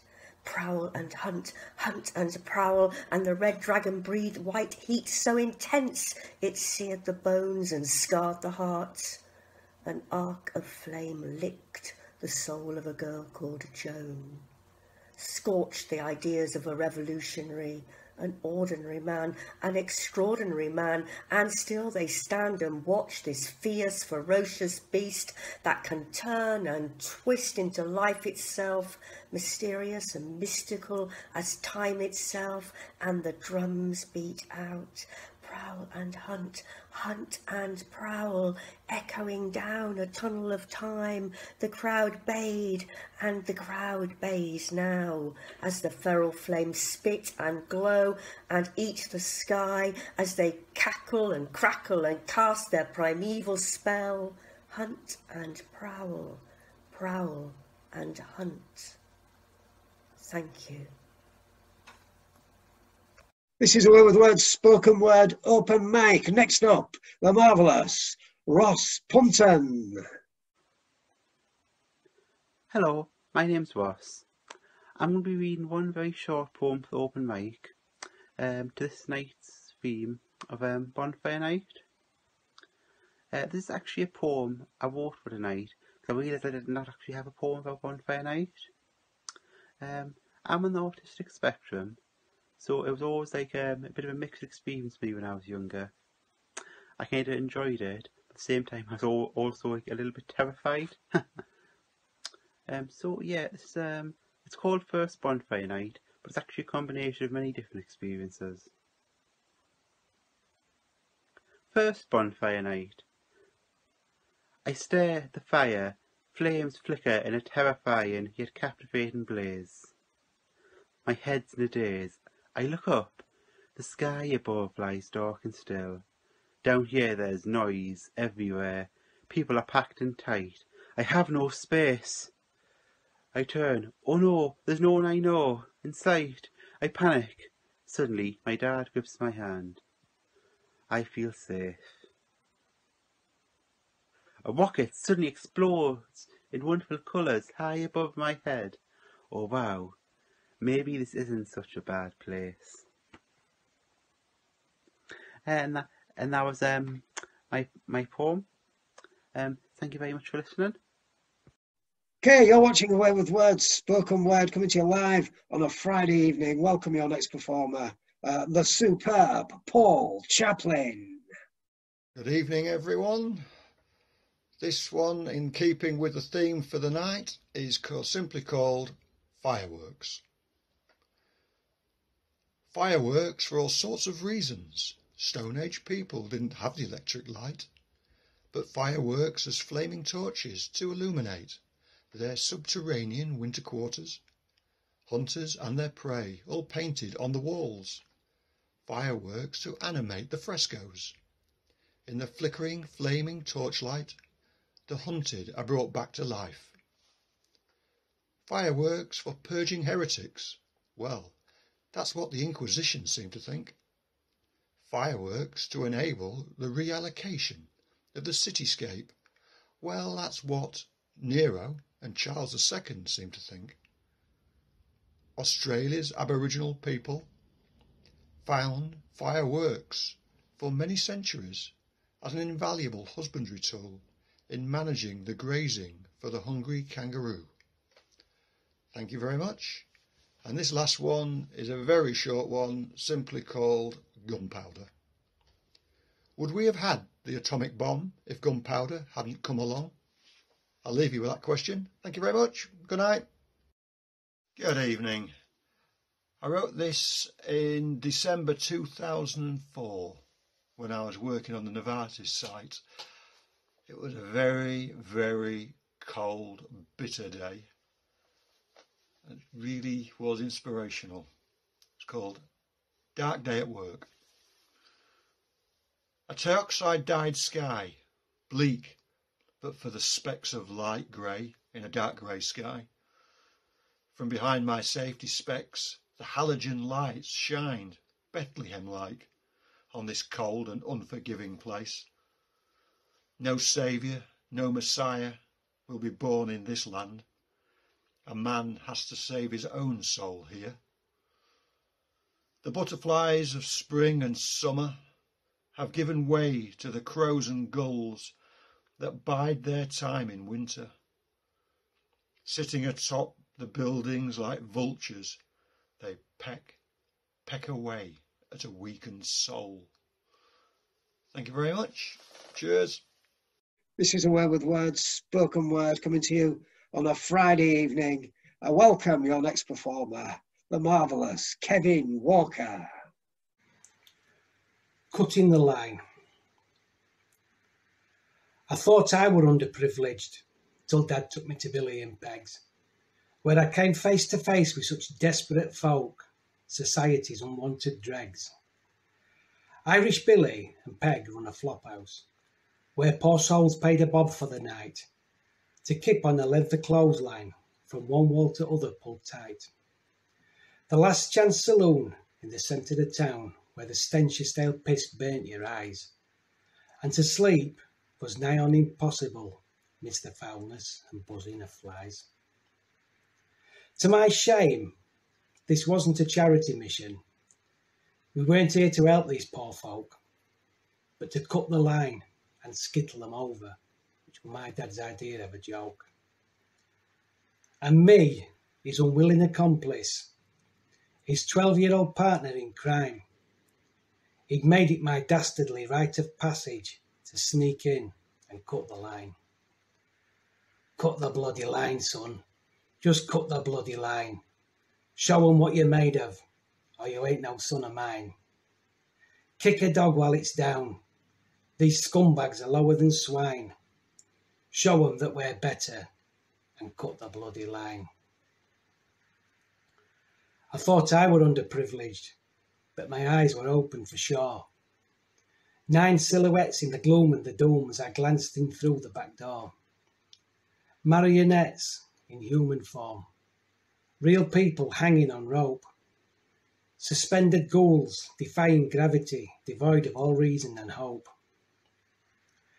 A miserable blanket doubled up as a blackout, with a segment of light from its fall, where the rising sun sent in rays of hope projected onto the far wall. The projected image looked just like a smile. Bitter irony, I just have to say. For no God in heaven smiled down on this lot, on this their judgment day. My dad had delivered his verdict, been destitute, their only crime. And me, the reluctant henchman, to sneak in and cut the line. Cut the bloody line, son, just cut the bloody line. It'll be funny as frig to see folk fall head first in their own grime. Cut the bloody line, son, just cut the bleeding thing. A denouement to a puppet show for the people on the string. I thought I were underprivileged till I entered that heinous back room, where my eyes became used to the darkness and faces appeared from the gloom. 9 real people, not just silhouettes, folk that had seen about town. An ex-serviceman who had once served us proud, but whose luck had run out and was down.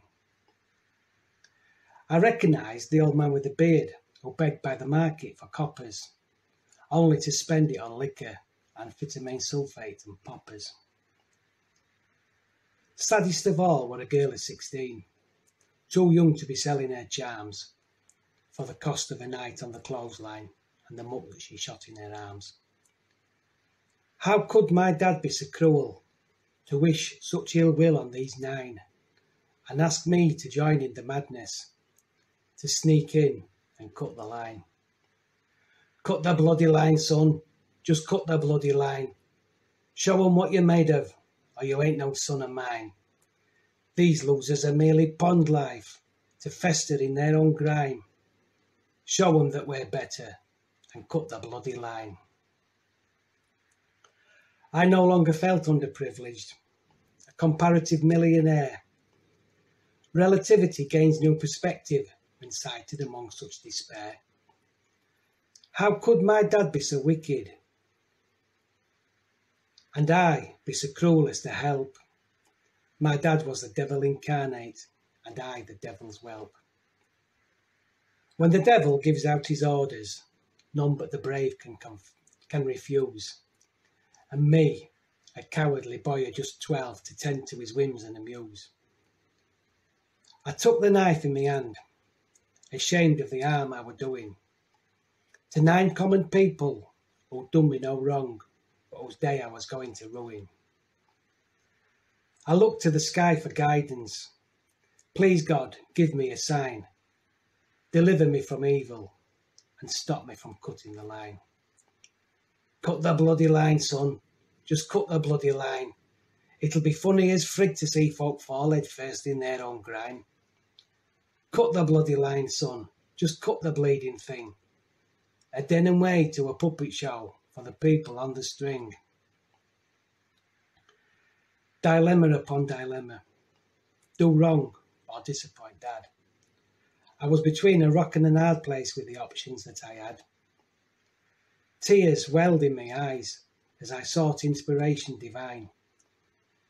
But even if I wanted to, I couldn't cut the line. I can't cut the bloody line, Dad. I won't cut the bloody line. And if that means they'll disown me, then I'll be no son of thine. I look to you for guidance, a moral compass of mine. So please, don't judge me harshly, but I just can't cut the line. Watching Away with Words on a Friday evening, coming to you live. Please welcome your next performer, the brilliant Susan Darlington. Hello, my name's Susan Darlington. It's great to be part of Away with Words' live stream event again. This month I'd like to share 3 short poems with you. The first one is called Grandmother's Ashes. We mixed grandmother's ashes into pink plastic and poured the liquid into a doll mould. When it had set, we removed and buffed her, dressed her in a pleated skirt and knitted cardigan. We sat her on the sofa next to grandfather and put a jazz band record on the stereo. The orange plastic fire didn't give out any heat, but they were pleased to be reunited, while the grandmother berated him for dying too soon, and made him promise not to relieve her again. Birds seem to be a recurring theme in my work at the moment, and this one's no different. It's a work in progress called The Cage. She painted birds on the walls, a goldfinch perched on the dado rail, and 7 magpies caught in flight, secrets hidden in their pinhole eyes. She talks to them every day, uses a rigger to touch up their colours when they start to fade, keeps them from falling ill or growing old. One Sunday, when the window was open, a magpie peeled itself off the wall and flew out before she could catch it. The next day, her mother died. Now she keeps the casements locked and there's bricks at the front door. Swallowed the silver key that clatters against her hollow bones when she moves. We see her looking across the street from inside her cage of yesterdays, as one white feather flutters down, lands on the swell of her shoulder blade. And the last piece I want to share with you today was written in response to a call from a magazine about what if this was real. And so this one's called In a Past Life I Was an Egyptian Priestess, because no one ever seemed to have had a past life where they were a peasant. It's always a priestess, strangely. Mother said I was born under an ibis moon, that the freckles shimmering on my skin would turn into turquoise coins when I came of age. She thought she was joking, but I knew better. I created cat's eyes in 3 broad strokes, shaved my head and shivered in the bathroom as hair coiled in cobra swirls around my feet. Teacher said I was simple, but father called me Queenie. Queenie, his little Queenie, with books propped on the kitchen table and hieroglyphs peeling from pages in which I read my past times. They told me to have faith, that finer days were ahead. And I saw a jackal pace towards not me. It turned my head southwards, opened my mouth in eternal speech, as I readied to face the next life. Thank you for listening. You're watching Away with Words. Please welcome your next performer, the absolutely brilliant Dave Tuck. Hello. I have 3 short pieces for this session of Away with the Fairies. Sorry, Away with Words. I'd like to start with shadows. My shadow and I have been companions for as long as I can remember. At times he appears to have a life of his own, stretching out in front of me into the middle distance. At other times he follows me as though he's lost in thought. Sometimes he only exists in a small circle around my feet. As we walk the streets we take part in what may seem to be a courtly dance. One moment he's behind me, then in front, to my left and to my right. I smile. He shows off, stretching up buildings and across wastelands, rippling over mounds of rubble and grass. We have been together for many years and he knows all of my secrets. I trust him. He will not go into places I try and avoid. He pauses to see what I will do. He goes where I go, and I go where he goes. Perfect pals. We both hate autumn as it stretches into winter, and at times I mostly go out on my own. He will be at home waiting for me and for the lights to be turned on. We both take off our coats and settle in for the night. When I sit on a sofa reading, he appears to be peering over my shoulder, engrossed in the storyline. On dull dark days, we miss one another, and I look forward to his return. As I get older, we no longer rush through life, but amble together at an easy pace. With him in my life, I'm never lonely. Thank you. And I want to do one called A Changed Man. Well, I've decided to bite the bullet. I'm now going to be grown up and sensible. Although I'm of a great age, I feel it's not too late to change. I have been an arse all of my life, and where has it got me? My backside is hanging out of my jeans, and my greatest challenge is what t-shirt shall I wear? This, I'm sure, will be a thing of the past. I will start looking in the wardrobe, as I'm sure I have a suit in there somewhere. Hope it's got leather patches on the elbow. That's grown up, isn't it? I will have a tie and a proper shirt in there as well. But how do you tie a tie? I forgot. What else do I need to be grown up and sensible? God, where do I start? Shall I smoke a pipe? That will make me look thoughtful and wise.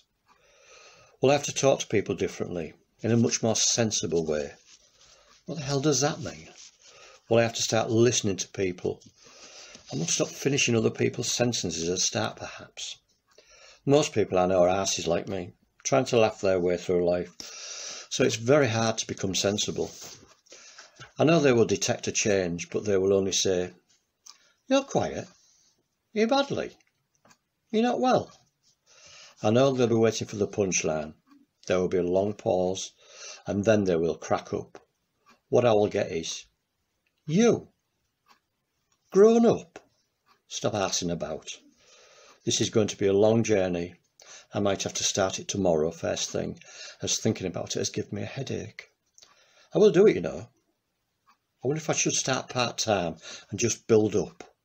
Yes, that's what I'll do, starting tomorrow. Or maybe after the weekend. That gives me plenty of time to think about it. That sounds grown up and sensible, doesn't it? Thank you. I fell in love. It was a Tuesday, I think. A day that would change my life forever. Or was it a Thursday? After gazing into her eyes, I was smitten, love-struck. Or was it a Monday? She has the smile of an angel that stopped me dead in my tracks. No, I'm sure it was a Tuesday. Her laugh is gorgeous, the most beautiful sound I can hear. No, the more I think about it, it was a Friday. Without any effort, she brings joy into my heart. Oh, what bloody day was it? The most innocent things we did took me to paradise. It could have been a Saturday or a Sunday, as I'm sure we spent a full day together. I remember warm summer winds as we walked down a quiet country lane. No, I'm certain it was a Tuesday. The memories are there, filling my brain and coming out in a flood.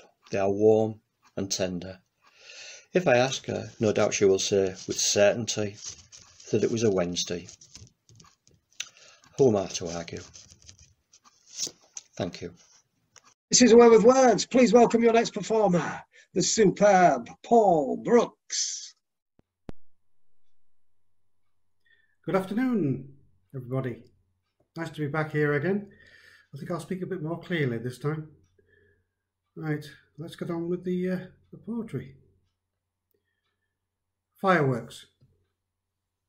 The fireworks bird in the dark steals the golden apples of the sun, startles them into a whoosh, a bang, crackle, fizz, swirl, whistle, flash, burst, sputter, hiss, whiz, a cornucopia of colours, toffee apple sweet, pie and peas hot, gooey bonfire toffee flicks out molar fillings, write your name with sparklers night. The fireworks bird lights its nest of collected wood, and a penny for the stuffed Guy Fawkes to blaze into a grey ash circle morning, damp earth and empty explosives. Firebirds. In imitation of a flock sent up into the dark, these birds burn briefly and are gone. Exploded into night, they are no repast for an expensive table or call for a concerned people. A second's show of colour that gets an open mouth, a dropped jaw, a sigh, then forgotten in a flash. And finally, time fetches. Time fetches. Watch this end as time fetches on, as tall hawthorn hedge that bars thou from t'other worlds in its loud, ghosted ditch, gets thin this season, so as folk from other side can fetch them sends over and bleed through to ours, and thou'll see these weird folk take a stride outside the door. Blaze a candle in the home and set flicker lanterns, jack-o'-lanterns, candles outdoors to show the weird folk, spirits and all, direct way back to where they bide from, so they don't detour where they're not welcome. Respect them, they'll respect thee. This night light, a fire in the hearth for to protect thee send, or better thee send. Scribe on a scrap of paper a part of thy life thou wish to be rid on, anger, a baleful habit, misplaced feelings, disease. Lob it in flame so thou may lose that part thou shamed on. Have a great fireworks night and Halloween, everybody. Thank you.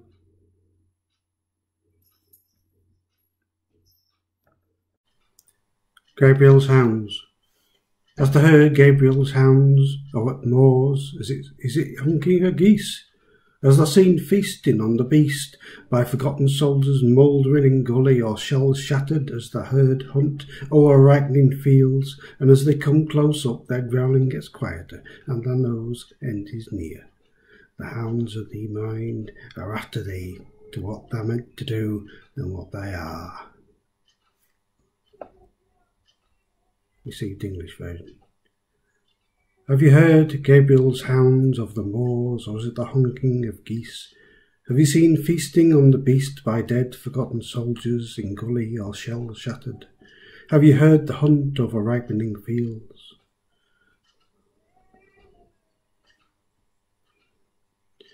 And as they come close up, their growling, growling gets quieter, and you know your end is near.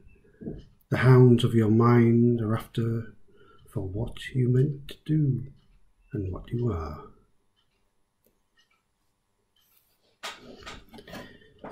Right, okay. You're still watching Way with Words. We're coming to the end with our final performer, who is the brilliant Sam Hewson. A view from inside.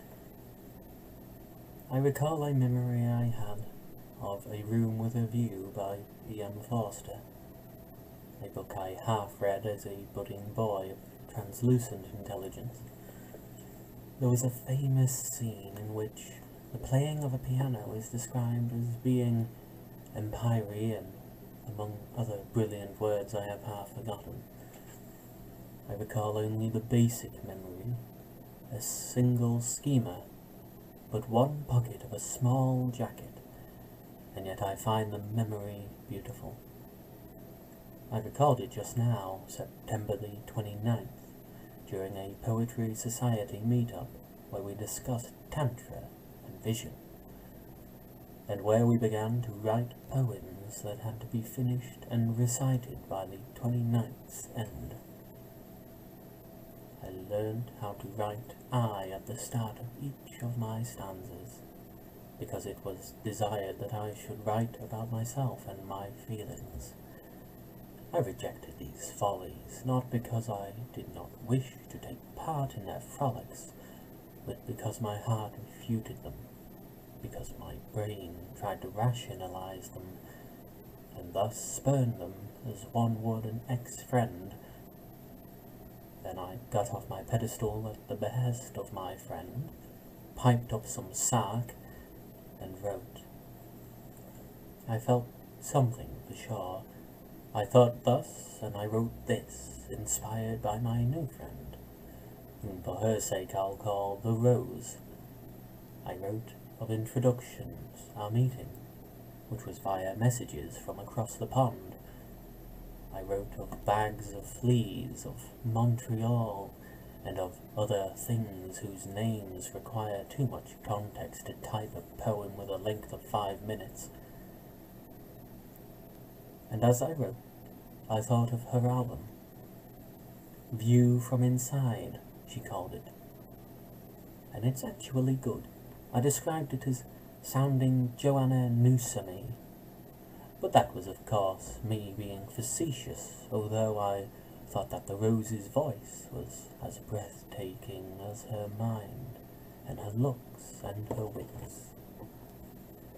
I bought it, not simply listened to it on Spotify or iTunes, which would be cheating. And she was happy I did, enthralled in fact, or at least that is the impression she gave. I have a vision of a future to be happier. As two cynics, she and I spoke, and I wrote something cynical. I wrote that friends were like employees, because no matter the values, they are expendable. Now that is a cynical perspective, she replied with delight, and her rebuttal that all past friends, outgrown, even the bad ones, develop the self.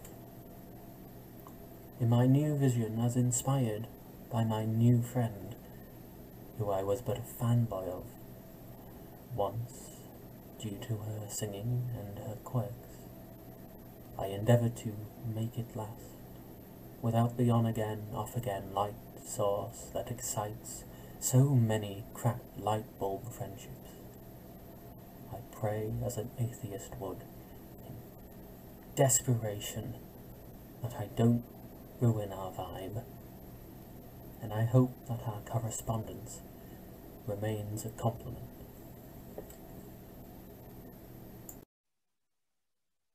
Fantastic, absolutely brilliant. You've been watching Away with Words, Spoken Word Open Mic live stream virtual extravaganza on Friday, November the 6th. It's been an absolutely brilliant night. Thank you very much for watching. Thanks to all of the performers who have all been absolutely brilliant. I've been Jim Higo. We've got loads of plans coming up for the rest of the year. We've got a Zoom coming up very quickly in a couple of weeks. We've got another live stream before Christmas. We've got a special event on Boxing Day. So please keep watching out for all of the events. We've got some great stuff lined up for 2021 to celebrate our 10th anniversary. Thank you very much for being involved with Away with Words. Keep supporting live events, keep supporting live entertainment, keep supporting Away with Words. I've been Jim Higo. Thank you very much. Have a safe journey home.